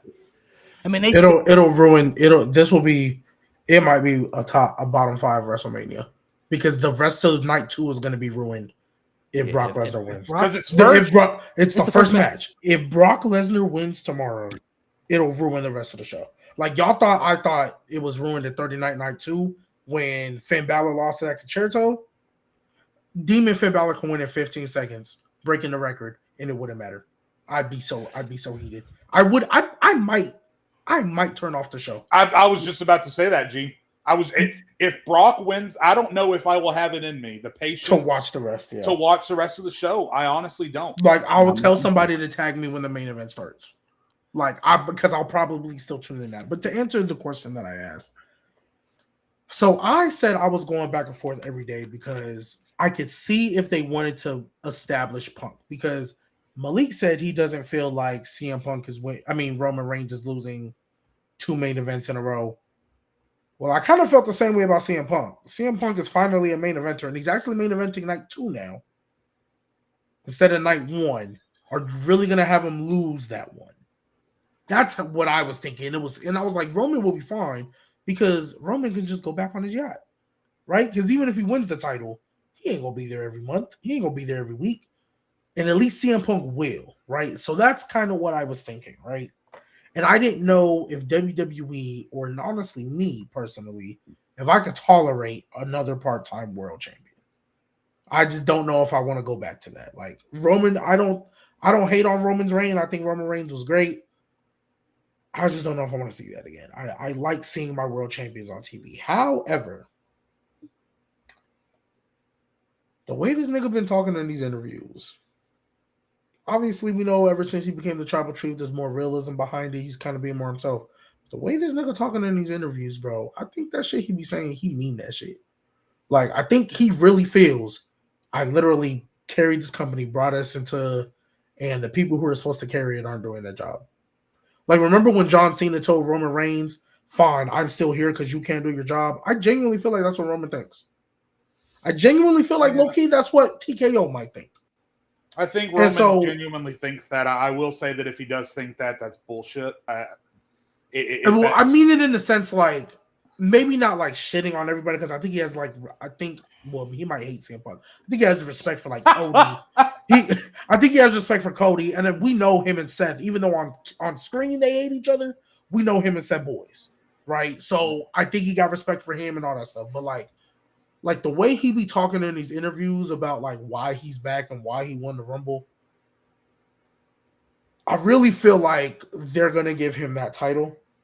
And now that Cody won, ideally, right? Because we know how Triple H likes to book. Wherever it is, whether it's in Saudi or whether they move it back to New Orleans, I think next year's WrestleMania, I think they're gonna do their darndest to run back Roman and Seth like it should have been this year, because they have no problem running back main events that they were trying to do the year before. I think they're going to run Roman and Seth. I think they're going to run Cody and Punk. And I think they're going to run Braun and Oba. Because I do agree with Malik. I think Braun is winning the title. I think Braun is winning the title first. And I think Oba's going to get his Mania moment at winning the title. I think they're gonna run Roman and Seth again. I don't want to hear about The Rock. If that's what I don't know if that's what. Yeah, that's puts a factor into it. Yeah. But I don't want to hear about. I don't want to. So it depends. If it's in New Orleans, then I can feel you. Well, and that's what I'm saying, because they're genuinely talking about moving WrestleMania because of everything going on. Yeah. So if they move it to NOLA, I really feel like we're gonna get Roman, Seth, Cody, Punk, because Cody and Punk was supposed to happen this year. Roman, Seth was supposed to happen this year. Or no, it wasn't Cody Punk. It wasn't Cody Punk. It was Braun. Yeah, you're right. And then I think we're gonna get Braun over, because those are 3 matches you can headline WrestleMania with. I don't know if they're gonna give us Braun and Oba that fast, though. That's the thing. They might, if it just because the only thing is who wins that title first. Because I know they want Braun to be a champion, and if Oba beats Brock, this is all contingent on the opener for night 2 tomorrow. If Oba beats Brock, I don't see how he doesn't win a world title soon. Like I will give them the grace of waiting 365 days. I will let them wait till next year's WrestleMania to put a title on there. Because after you beat Brock, I'm sorry, just last thing. After you beat Brock, where do you go from there? Like, you beat Brock in your first, like, because he really ain't even been debuted that long. He ain't had a proper match with anybody. He been squashing everyone. You beat Brock off rip. And all the legends you can technically feed him are in feuds right now. You can't feed him Cody. You can't feed him CM Punk. You can't feed him maybe Seth. You can maybe feed him Seth, but Braun is back now. So I don't know how long they can sit there and not give him the title. Yeah. By the way, Chad, I don't give a fuck what Nick Khan is saying right now. If there's still a war happening in the Middle East this summer, they have to consider moving it. And they said they were going to wait till the summer to decide. Yeah, but somebody in chat said Nick Khan confirmed WrestleMania. That's not a confirmation. That's what they plan on doing. Yeah, that's still the plan. But you can't wait until next April to make that decision. If that war is still happening, there's so many logistics that you have to figure out. You got to move it. So if they have Crown Jewel this year, then if they have Crown Jewel started this year, I think. For what it's worth, too, to G's point, this is all I have to say about any of that. For what it's worth, my opinion, I think you keep Oba and Braun as far away from each other as you possibly can. I don't think the same brand right now. That's why I said. G, how do I feel about the film? Oh, shut up. You're right. Please remind me how really matter. You're right. I do not give a shit about the brand split, but I think you build them up as 2 pillars separately. Now, eventually, those 2 pillars fall and meet, right? But especially, I'm going to say a couple years. Maybe you tease it here and there in the Rumble or whatever, but I think you keep Braun and Oba as far away from each other as humanly possible for a while. I agree. I just don't know what you're going to do with Oba after this. Assuming he wins. He loses, he's done. I'm done with WWE. This might be the but if he wins, I don't know what you do with him after. There's nobody else you could put him with, because all the other guys, I would tell you, because like Brock Lesnar's rookie year, all those legends you can feed them, there's nobody, because everybody's in a feud right now. Braun Breaker's with Seth, Roman and Punk. I I'm fully confident they will have more than one match. If it's and new, we're gonna have more than one match. Cody and Randy are still in the feud based off of the way they just ended this. So who else do you give them? And I don't want to see them run 3 matches. I don't want to see Brock and Oba run 3. No, so I just don't know what you do with him after. I think there's different things you could do. I think you keep Oba and Braun separate for a minute. I could see Braun winning King of the Ring, and then I could see Oba winning Money in the Bank, honestly. And then they just have him with that briefcase. I would rather flip it. If me personally, I would flip it. Oba doesn't seem like right now, just the way they're presenting him. Braun Breaker is a little bit more believable to like just come spear you out of nowhere and cash in. Oba, he's going to announce that. He's going to announce that. I think they could announce an Oba cash in where he's like, they could set that up for WrestleMania or something. Like a WrestleMania, but depending on who the champions are by next year, of course, they could set that up. I'm not gonna lie, that's actually an interesting concept. Like, I win the Money in the Bank. Hey, guess what? I'm cashing in at WrestleMania. Like you're basically getting around the Rumble. I actually like that. Like, Oba pretty much tells everybody, I'm the main event. Like, I'm going to cash in at WrestleMania and be the main event. And his cash in, announcing it ahead of time, would be believable because we, looking at his presentation, could believe that he could beat whoever he's facing. So I think they could do it like that. You know, Braun wins King of the Ring. He beats world champion. And then if you have Braun going to Mania as world champion, and then Oba goes after the WWE championship, now you have your 2 guys who legit could be 2 megastars for the company for the next 10 years as your top champions. I think that would be a smart way to do it. Also with another reason I forgot to add this to, another reason I'm confident that Roman's winning. He literally said in an interview that if he loses, he don't belong in WWE anymore. So that kind of really told me. Oh, he did say that.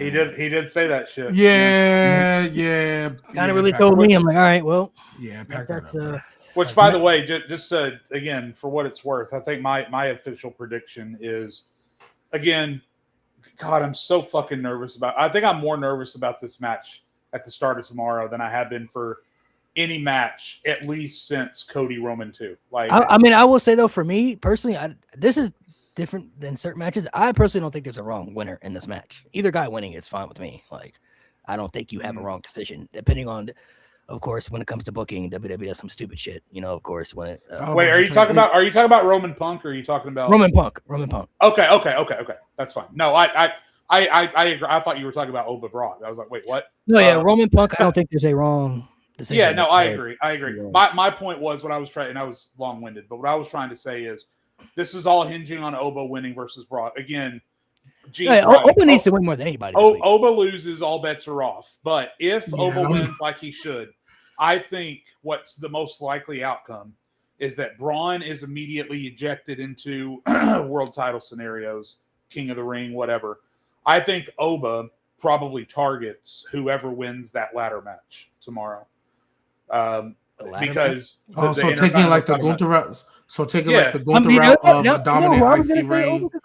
No, because he can't. Yeah, because think about it. Nobody in that match. That's the hard part. Maybe with the exception of Javon Evans, maybe, but nobody in that match really is a candidate for get that title and keep it for a long time. Going after Rey Mysterio. Yeah, I was just about to say Rey Mysterio literally said they were trying to retire me. I wasn't ready. That's why they didn't do the Gunther match. It could be Rey. Rey's a perfect candidate to get that WrestleMania moment, and then a month later drop it to Oba. He's a perfect candidate. Listen, I know that the only reason they did it is because he's definitely not winning that ladder match tomorrow. But I'd be all up for Rusev winning that ladder match, and then we do Rusev versus Oba. That would kick ass. You know who would be a really good opponent for Oba right now if he was still there? Sheamus. Oh, fuck yeah, dude. Hell yeah, Sheamus. Yeah. Sheamus would be a really What happened to Sheamus? Is he injured? He's injured right now. But Sheamus doesn't really have to win. And he would get Oba over extremely well because Sheamus is very physical in his matches. So, this would be like, that would be, that's right there, man. I wish Sheamus was in this ladder match, honestly. But yeah, anyway. Or honestly, you could just go ahead and feed him Drew. He loses everybody. So I think whoever wins this ladder match tomorrow, I think loses the title at Backlash to Oba. And then Oba just carries that Intercontinental title around, beats everybody. And honestly, I think Oba eventually probably goes the Oscar route. I think eventually he surrenders the Intercontinental. I don't think he loses it. I think he surrenders it. See, if WWE was a real nigga, they would have Oba come out after the main event after Roman wins. He just come out. Yeah. That would be crazy. As soon as Roman wins the title in the main event, Oba the music hit, and he come out and they did that little stare down the ring. That would be some crazy shit right there. Like that would be fine, but they ain't gonna do that. Of course not. They're not gonna do that. They're not gonna do that.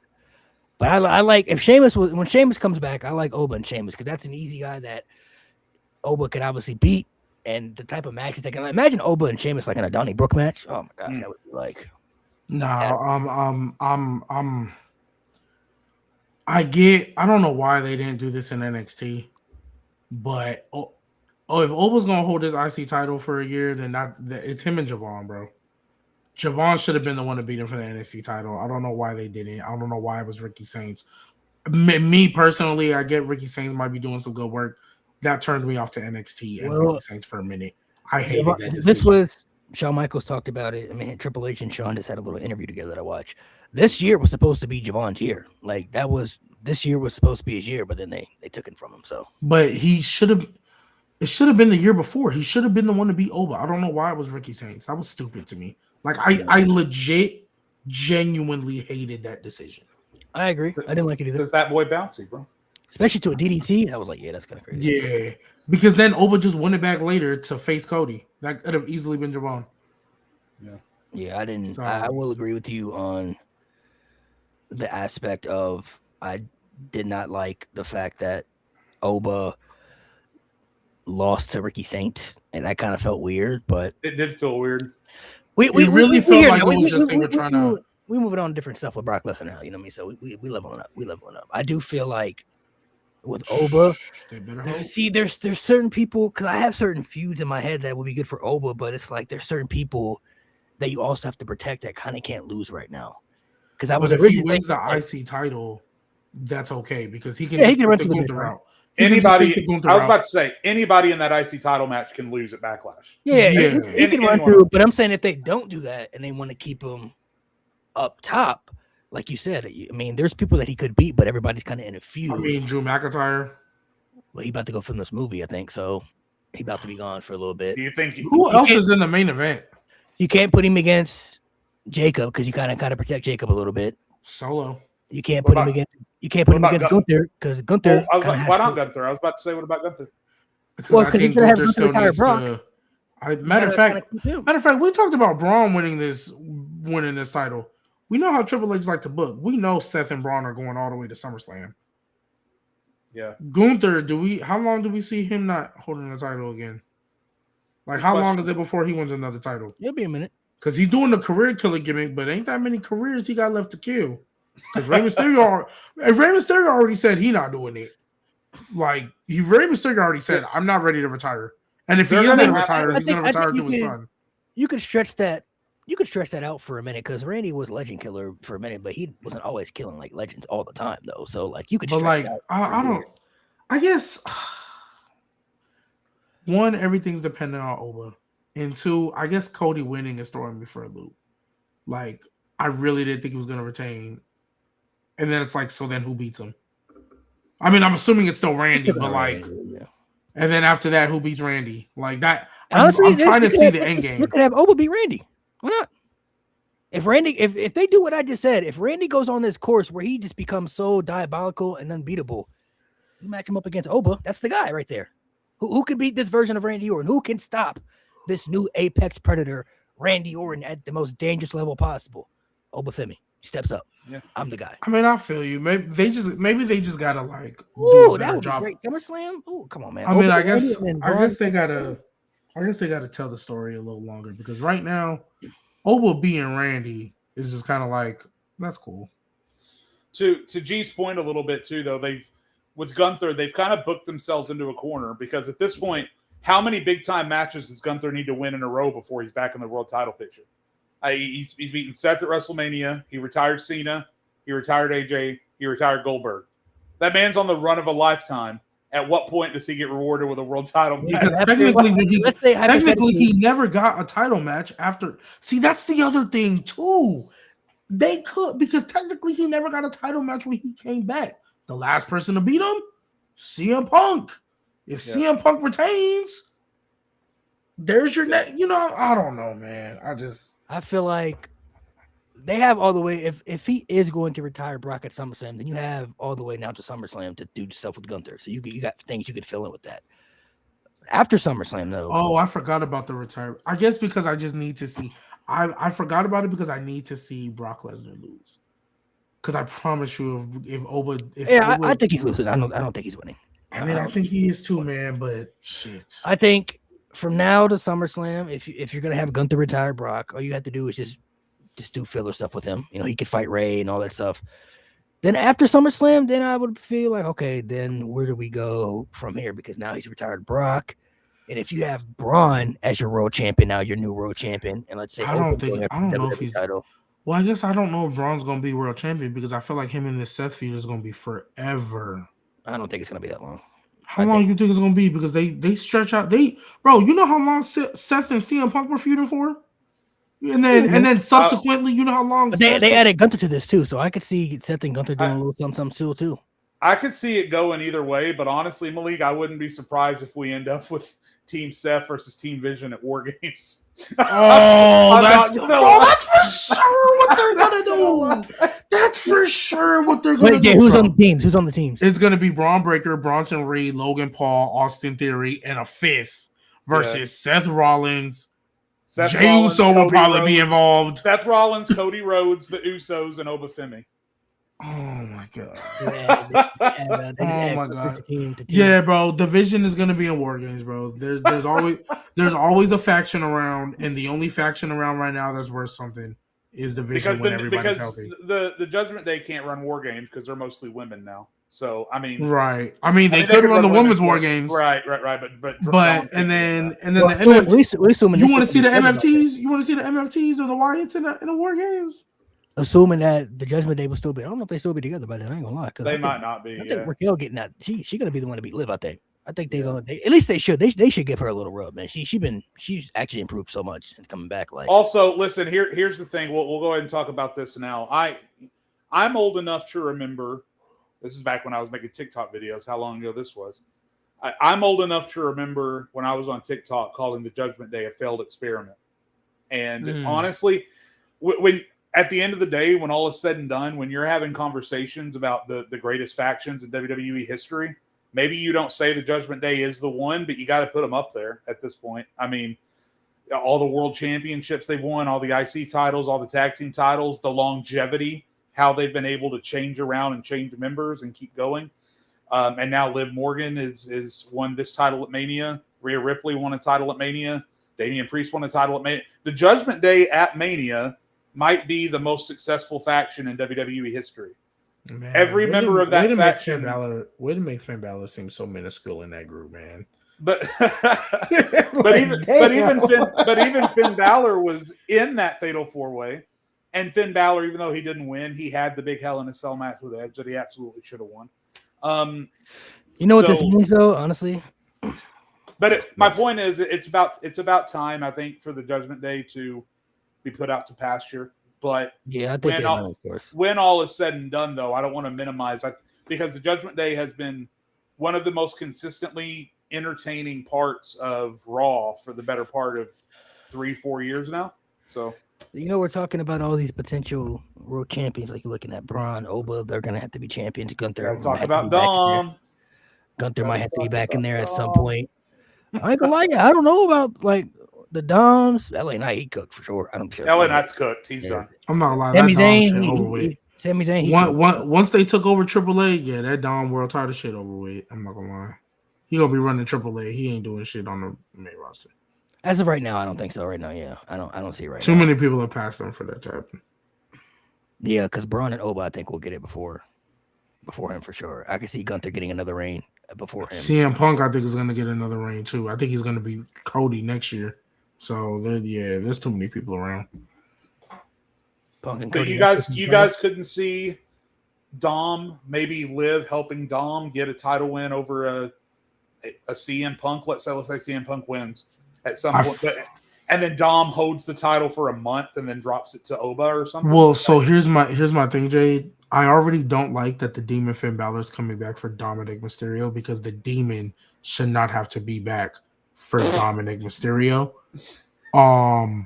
So anytime Dominic Mysterio is winning main event matches, I feel like it makes the person who lost to Dominic Mysterio look way worse. It's even though they might have improved. It's like I'll use a basketball reference. Let's just say the Phoenix Suns actually improve and they have a good roster and they win 50 games. I'm glad you improved. I'm glad you was hooping this year. OKC, you shouldn't lose to them ever a day in your life. And if you do, I'm looking at you. You no longer have the presence you had. OKC, you're no longer a threat to me because I just saw you lose to Devin Booker and Dylan Brooks.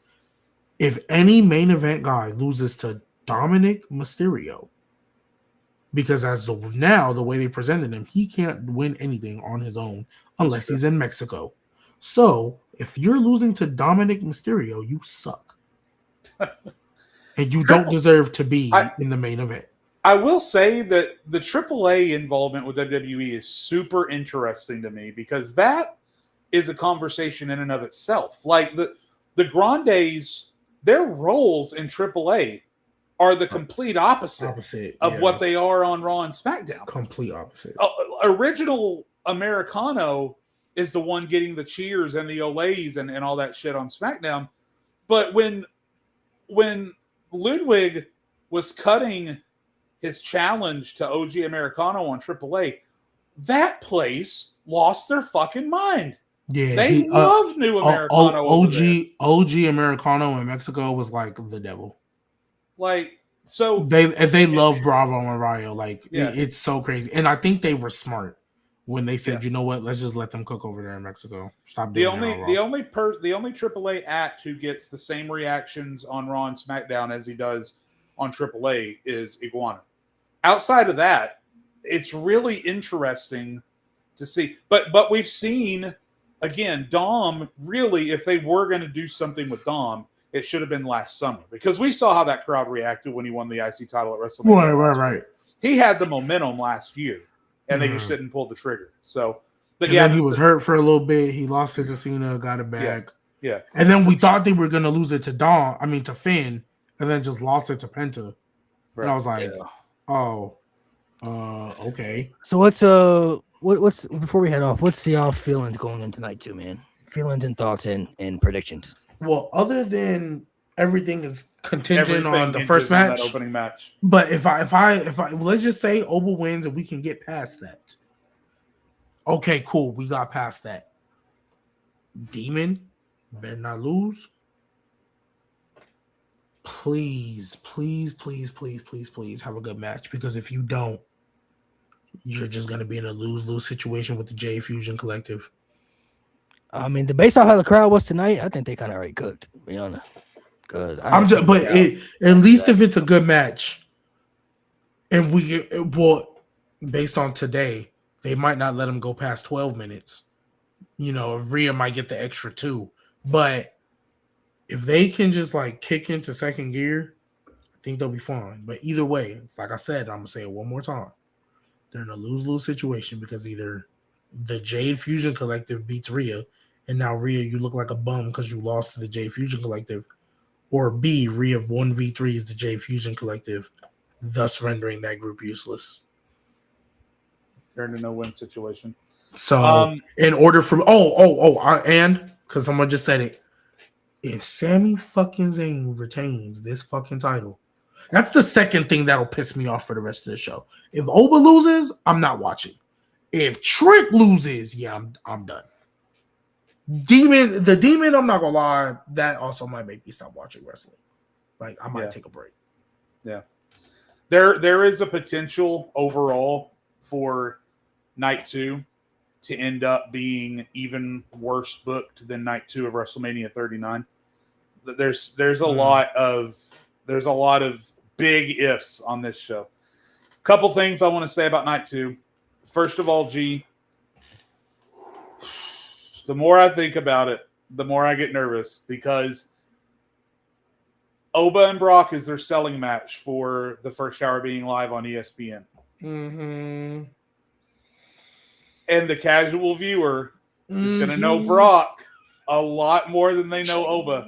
Jade, don't And do it to me, man. Dude, I'm so fucking the entire I night. think, but I think that's important though too. I think if the casual viewer see Oba beat Brock, that makes the casual viewer look at Oba like, who's this guy? Okay, That's literally what I'm praying for. Yeah, that's what I'm telling myself.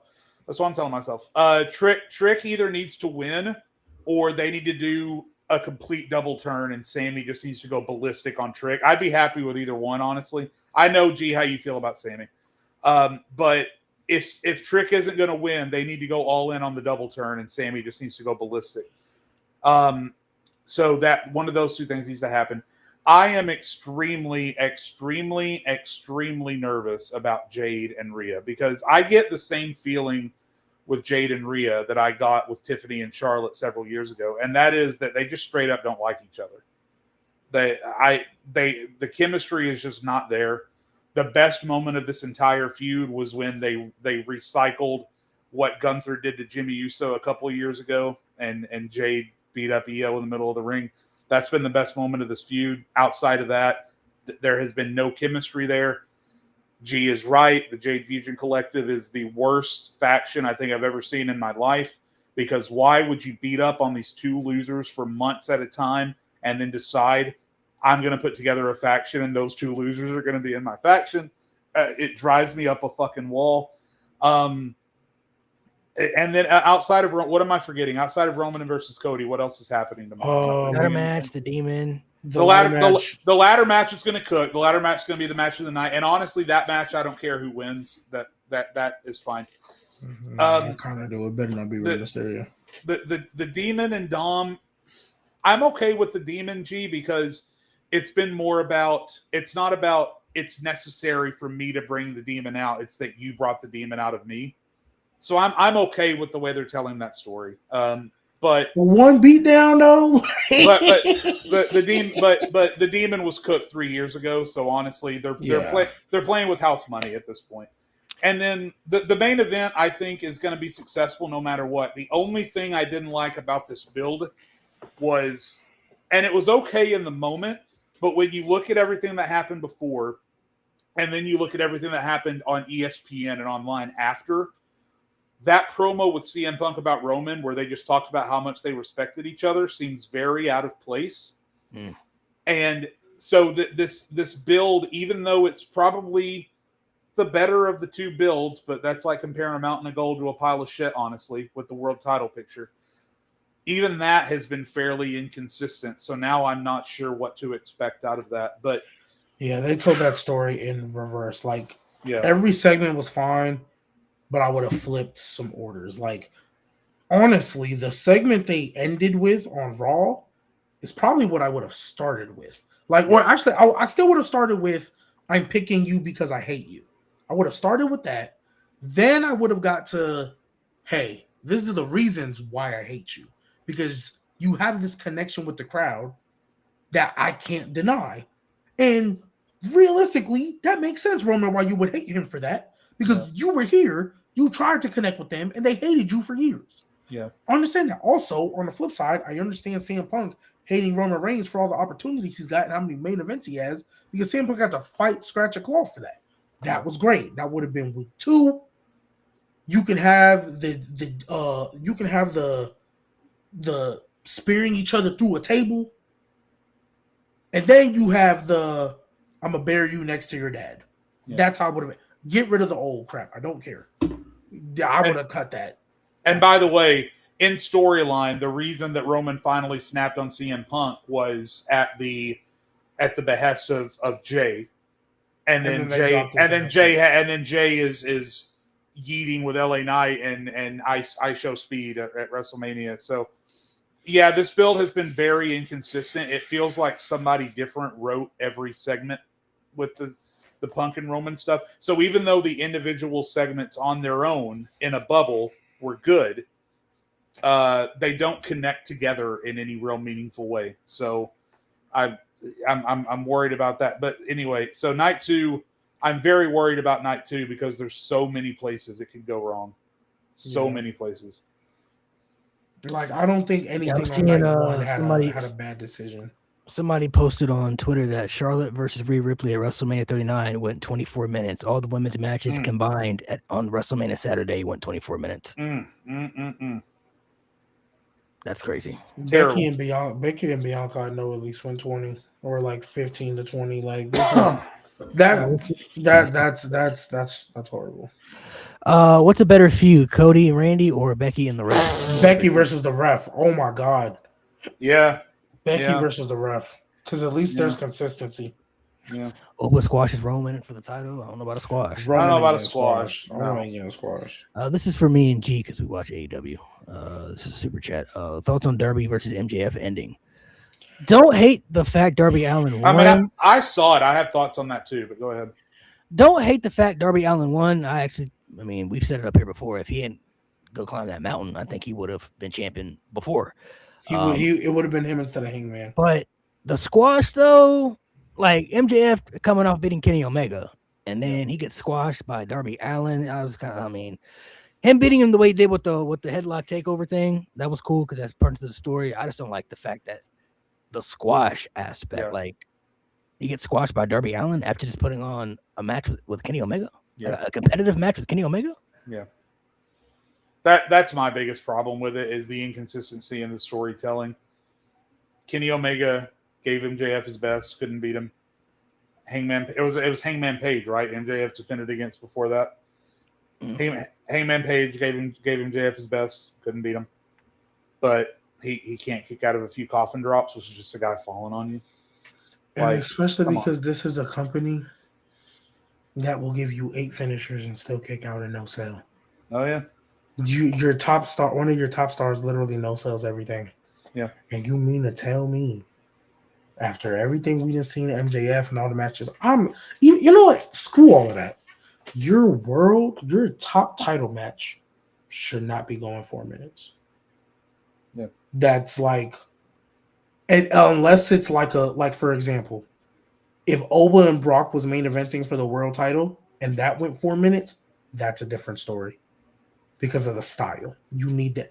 MJF is not that style at all. I've seen him do 60-minute Iron Man matches with Bryan Danielson. It's not his style. Darby Allin couldn't beat Miro. Yeah. And Darby Allin couldn't beat Samoa Joe. Darby Allin couldn't beat Wardlow. But he can beat the culmination of Darby Allin finally getting that world title. And that's the match you put on? I was just about to say, Darby has been around since the beginning. He's been around for 7 years in AEW. And the timing of this mystifies me. All of the opportunities that you had to put Darby at the top of the mountain, and you choose, after a competitive match with Kenny Omega, for Darby Allin to fall on MJF 4 times and then pin him. This is and again, WWE is guilty of this sort of thing a lot too, but AEW for me, it's been consistent. Tony Khan books AEW based on how he feels when he wakes up that morning. He woke up that morning and said, "Oh, you know, it'd be really cool if Darby won the title tonight." Didn't give a single thought to how we got to this point. No story, no build, no reason whatsoever why MJF would, even though MJF has been booked as the smartest heel in the business, he lets himself fall into that position with Darby. It just, and like what? Like it's also like, bro, you did this on a TV special. Darby Allin winning the AEW World Championship should have been an all or nothing. That should have been like a really big built up deal. All in. Granted, whatever the big pay-per-view is. Yeah, and it's like, okay, you just came off this Kenny Omega match. Like you can't build that. Like moments like these are why I'm like, you know what, Stone Cold, you were right to walk out of WWE. You were right to walk out for them saying Brock Lesnar should just beat you randomly. Because what like, come on, bro. Like AEW, don't get me wrong. AEW been getting a lot of grace from me because it was better than what I was seeing on SmackDown. I was kind of letting them rock. There's a couple things I'm like, okay, sure, whatever. I kind of know what I'm getting into when I'm watching AEW. This shit, though, it's so, because I don't even hate Darby Allin for real. Even though I call him Mini Jeff Hardy I don't even hate Darby Allin for real, but he's actually hoop. Yeah. This was it was a here nigga damn, but if you're gonna give him a here nigga damn, at least give him like here nigga damn, like not like a like at least be happy about it. Like it really felt like they were like, let's here just naysayer damn. Yeah, I'm not exactly sure what that decision was. I didn't really like. I don't care about the hometown crap either. Somebody just sent in the chat. I don't care. Bailey can't win in San Jose to save her life. Matter of fact, Bailey should just stop going to San Jose because she can't win in San Jose to save her life. I also don't want to hear that MJF is going to be leaving to film a movie, because if that's the case, he should have lost it to Kenny.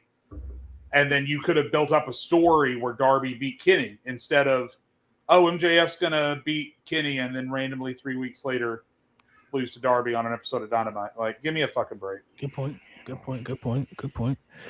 Well, look, fellas, we'll go ahead and sign off. Make sure you guys subscribe to the pod. We'll be back tomorrow for night 2 recap. Hopefully the crowd is better, and hopefully night 2 will deliver better than night 1. I do think night 2 could have lined up to be looking a little bit better on paper. Pray for Oba. There are certain decisions that will affect how we look at night 2. So hopefully we come back on here tomorrow night and we have a very positive review to give you guys. So, I do not want to wake my child screaming because I'm yelling to the top of my lungs. I want to come in here and have a, hey guys, night 2 was a great show. That's what I hope. That's what we hope. Yeah, I hope it's the opposite of WrestleMania 39, because all the high we were left with at the end of night 1, and then the complete and total letdown of night 2. And the thing is, that was the thing is, we're not even on a high right now, because 39 night 1, we was like, man, this is amazing. Like the Usos that lost, Sammy and Kevin, we cooking. We had Gunther, Drew, and Sheamus. I was like, man, night 2 finna be a movie. We can ignore the little women tag classic. Night 2 finna be a movie. Concerto to the Demon. Bianca retaining. Yeah. Roman retaining. Oh my God. Yeah. this. I kid y'all not. I legit might stop watching WWE for a while. Like I don't know if I can. I dealt with Hell in a Cell 2019. I dealt with Goldberg squashing the Fiend. Every Finn Balor joke y'all done made. If Oba loses to Brock, I don't know if I can handle. I don't know if I can take it. I might not be on the show. I might be so sad. I might not be on the show. Listen, we've made it through some hard times, man. We made it through some real hard times. Oba losing, though, will probably be the biggest disappointing feeling I've had maybe since Braun Strowman lost to Brock Lesnar. Like, that really was like, y'all had something with that, and y'all completely just decided to ignore it. You completely decided to just waste it. Like, all right, we have something here. We know we have something here. But we're not going to do it anyway. We just decided that we're going to go with something else. That's how I feel with Oba. Like, if Oba doesn't beat Brock, because wins and losses do matter sometimes in wrestling. Yes, sometimes you can still lose and look very strong. I mean, if you saw Undertaker versus Kane at WrestleMania 14, Kane losing was cool, and he still looked very strong in the end for the story being told. But this is an important match to help cement Oba for the future. Brock is not a part of the future anymore. Oba Femi is a part of your future, and this guy has it. We're talking about a guy that could be a potential world champion of your company, a future WrestleMania main event guy. This guy has all the credentials in the world you want for a guy to build around your future. He beats Brock Lesnar. That helps cement him as a serious top threat contender on the main roster, which is what you want. That's exactly what you want. If he loses to Brock Lesnar, that just tells everybody, okay, well, yeah, he's not ready. It also wouldn't help the accusations, by the way. The meme of Brock Lesnar and, you know. Oh, look, there's a black guy with a bunch of momentum. It wouldn't help. I'm telling you. Though, I'm probably. It wouldn't help Triple H's allegations either. I'm sorry. No. I will say, though, I'm probably more confident that Oba will win opposed to some of the past, though. Because, I mean, when Brock fought, like, you know, Samoa Joe, I wasn't really too sure Samoa Joe was going to win. When he fought Braun Strowman, in my heart, I knew that was the right decision. No, I wasn't too sure, though, if they was going to make that decision happen, though. When he fought Bobby Lashley those times. I'm like, yeah, I don't know if I see him beating Bobby Lashley, even though Bobby did beat him the one time with the interference. But it's like, Brock has that mystique to him. It's like when he matches up against people, it's hard to believe that he'll actually lose because of how they've treated him over the last many years. So yeah, I am confident they'll have Oba win because I do want to believe that there are people in this company that do have common sense. I do want to believe that they hear the reaction this man is getting. And I want to believe they look at him as a guy that they want to be a potential top guy for the future. I want to believe all of these things because they've given me no reason not to believe it yet. So tomorrow night, he beats Oba. Oba beats Brock. That tells us everything we need to know about Oba for the future. And I hear you. This is also the same company that looked at, we got Cody and Randy one-on-one. Let's add Pat McAfee and Jelly Roll. I have little confidence they're going to make the right decision because of what I've seen with them do with other top stories. They literally have messed up damn near every build, except for this one, mind you. This build was actually really good. Don't know why we needed Triple H in the middle of it. He know he got a pacemaker. I don't know why he's trying to get in that ring and try to get in the middle of them two behemoths. Nevertheless,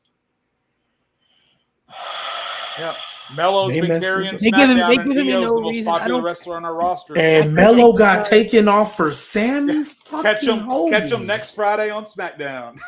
I can't think of a He wasn't even on the Go Home show. Yeah, I can't think of a booking decision though where somebody lost to that effect that Vince was having back in those days. Like they made some dumb creative story decisions, but since Triple H taken over, besides WrestleMania 39, which there's already been said that Vince was taking over that show anyway, where the Demon lost. I haven't looked at a decision where somebody lost where I was like, damn, y'all had something with that, and y'all completely messed that up. They haven't given me that yet in this Triple H era, so that's why I still have a little faith. Like they at least make the right decisions when it comes to the majority of the time to the winners and the losers. The stories, they be all over the place. They be hit or miss with the story. Sometimes they make sense, sometimes they don't make sense, but they haven't given me that feeling. It got to a point where when them NXT call-ups got to the main roster, it got to a point where we didn't believe Vince would utilize any of them at that point because he was not utilizing the ones that he had before. They haven't given me that feeling yet in this modern era of Triple H. So we'll get to one more super chat here. I see you right here. You think Oba losing will be worse than the streak ending? No. Yeah. Oh, we're talking about Undertaker. We're talking about Undertaker streak? Yes. Yeah. Undertaker streak wasn't even like a terrible decision. Undertaker was done at that point. Yeah. Oba hasn't even started yet. Way worse. Oba losing is way worse than the streak ending. I just hated who the streak ended to because I felt like it could have been used for somebody else. But Brock Lesnar was believable enough to do it. What would this? Okay, let me ask you this: Oba Femi losing to Brock Lesnar. This would be the worst decision WWE's made since when? Hell in a Cell 2019. I'm gonna say when Goldberg beat the Fiend. That was after, right? That was after 2019. Also, yeah. Okay, yeah. I'm gonna say it like this. This would rank up there, in my opinion, with the Nexus at SummerSlam, with the Fiend at Hell in a Cell, with the Summer of Punk. Finger Poke of Doom. Finger Poke of Doom. Maybe not the Finger Poke of Doom because that brought down a whole ass company, but it would rank up there with at least the worst booking decisions since WWE changed from WWF. I'll put it that way. I think it would be in the conversation for the worst booking decision of all time in the history of WWE as it is now. There's certain ones I do agree with. For me personally, there's nothing that'll ever be worse than 2019 Hell in a Cell for me, bro. That will never be top for me. Like that legitimately, that like made me feel so negative about wrestling in a way that I've never felt before. And I feel like Oba losing to Brock will give me that feeling. Because the way they booked that Hell in a Cell match, like it felt like they were insulting my intelligence with how a Hell in a Cell match was. Like we know what Hell in a Cell is. That hadn't been the first time they've done a no contest in a Hell in a Cell match. That has not been the first time they've done that. It was the second time, but the way they did it, and then what we had afterwards, it just felt so insulting. I'm like, bro, we know what a Hell in a Cell match is. We've seen this, and it just, I've never felt so angry at that decision before in my entire life. Like that, I can't say that Oba losing will make me feel that way. I'll be disappointed, and I will be like I said, I won't even be, I don't even know if I'll be angry. I'll be more so just sad and disappointed. Like, y'all had fun. I'll be fuming. It's funny too how that Hell in a Cell decision lingers, because even today during the match between Fatu and Drew, when Fatu pulled out the toolbox, I said, disqualify that man. Yeah. No toolboxes allowed. For me, going into this Oba and Brock match, there's a point where it's like, okay, there's a right decision here. We know what the right decision should be. Going to that Hell in a Cell match, generally didn't know what was going to happen, because I'm like, bro, you kind of booking yourself into a corner here. I'm not sure what they're going to do. I would have never in my wildest dreams guessed that's what we no contest. Right. Because the whole time he putting them ladders on there, I'm like, okay, eventually the Fiend's going to Undertaker rise up. I'm seemingly concerned about how long Finn entrance will be. Also, if Brock beats Oba, I can't wait to hear what they will come. Oh yeah, the Unreal. The lies. I'm sure they'll have lots of excuses for They're not going to talk about it. I don't think they're going to talk about it on Unreal. I don't think they're going to skip past it, because they control what they put out. They're not. And what sucks for if Oba loses, I don't think he will, but if Oba does lose, what sucks for Oba is that he's not in the position right now to fight back and voice like, hey, this is wrong. You know, I should have won. He's not at that level right now. He can't just, he got to take shit and just, go with whatever. You got to hope other people on that level come and be like, hey, don't do one of the other things that gives me hope, speaking of Unreal, is that Triple H and Nick Khan, they can claim until the cows come home that they don't pay attention to what's said online. They do. Don't give me that shit. Oh, they do. Triple H talks about it all the time in interviews. They do. So by the time this show starts at 3 Pacific tomorrow, they will have seen the tweets. They will have seen the highlights. They may have even, somebody on the staff may have seen this very podcast. And even if, as they lay head to pillow tonight, even if the plan is for Brock to win tomorrow, my hope is, as they see how much shit they are getting for night one, that Triple H says, hey, if we don't send Brock out there and win this match, this crowd's going to start pouring out of that fucking arena. That's which might for real happen. They might get a walkout if Brock Lesnar win that match. And you know what sucks? Because it's what they're starting with. The second match after that is going to be the ladder match. The ladder match is going to be right after that. So I will feel bad for the people in the ladder match, because now people aren't going to, they're not going to be excited for that anymore. They're not going to care. If Brock Lesnar beats Oba Femi. And I don't even care how Oba went. I don't care if it's a squash, a competitive match, as long as he wins. That's all that matters. Yeah. At the end of the day, when that first F5 comes, because I know that F5 gonna happen. When he takes that first F5, if I don't see that kick out, bro. I think Brock's gonna F5 him at the very start of the match, then Oba's gonna kick out at 1, maybe even not at 1. Really? But how justified, how like vindicated would you feel if, like, start of the match, Brock Lesnar charge him, fall from grace, 1, 2, 3. Oh my God, that might the goosebumps. Look, there's no reason, and I know, I don't think Brock has an issue with stuff like that, because he got squashed by Goldberg. Let's not forget about that. When Goldberg came back, old ass Goldberg might have had you. Goldberg is Goldberg though. This is an old Goldberg ain't black, but Goldberg ain't black. That's an old. I don't think that matters. I think that's an old Goldberg. Like, and if Brock Lesnar didn't want to get beat by an old Goldberg, you think that shit would have happened? I think once it became for the title, though, he was like, no. And we know that Brock knows what the crowd expects and what the crowd wants, because we saw his reaction, his backstage reaction after WrestleMania 34. We saw him. Brock, he's a lot more smart about the business than people actually want to give him credit. No, I've always said I think he's smart about the business. Because one thing that I really liked, did you guys notice the segment with Oba when before he powerbombed and everything? But like when Oba came out and they started chanting, did you see how Brock was reacting? Like looking around at the crowd, like holy shit, like these motherfuckers are going crazy. Like okay, like I believe that they know they have something here, and I think that I saw. The entire concept, I want to believe, of this feud, or why they put him in this feud, was for, hey, Brock, go out there and get this guy over. Yeah.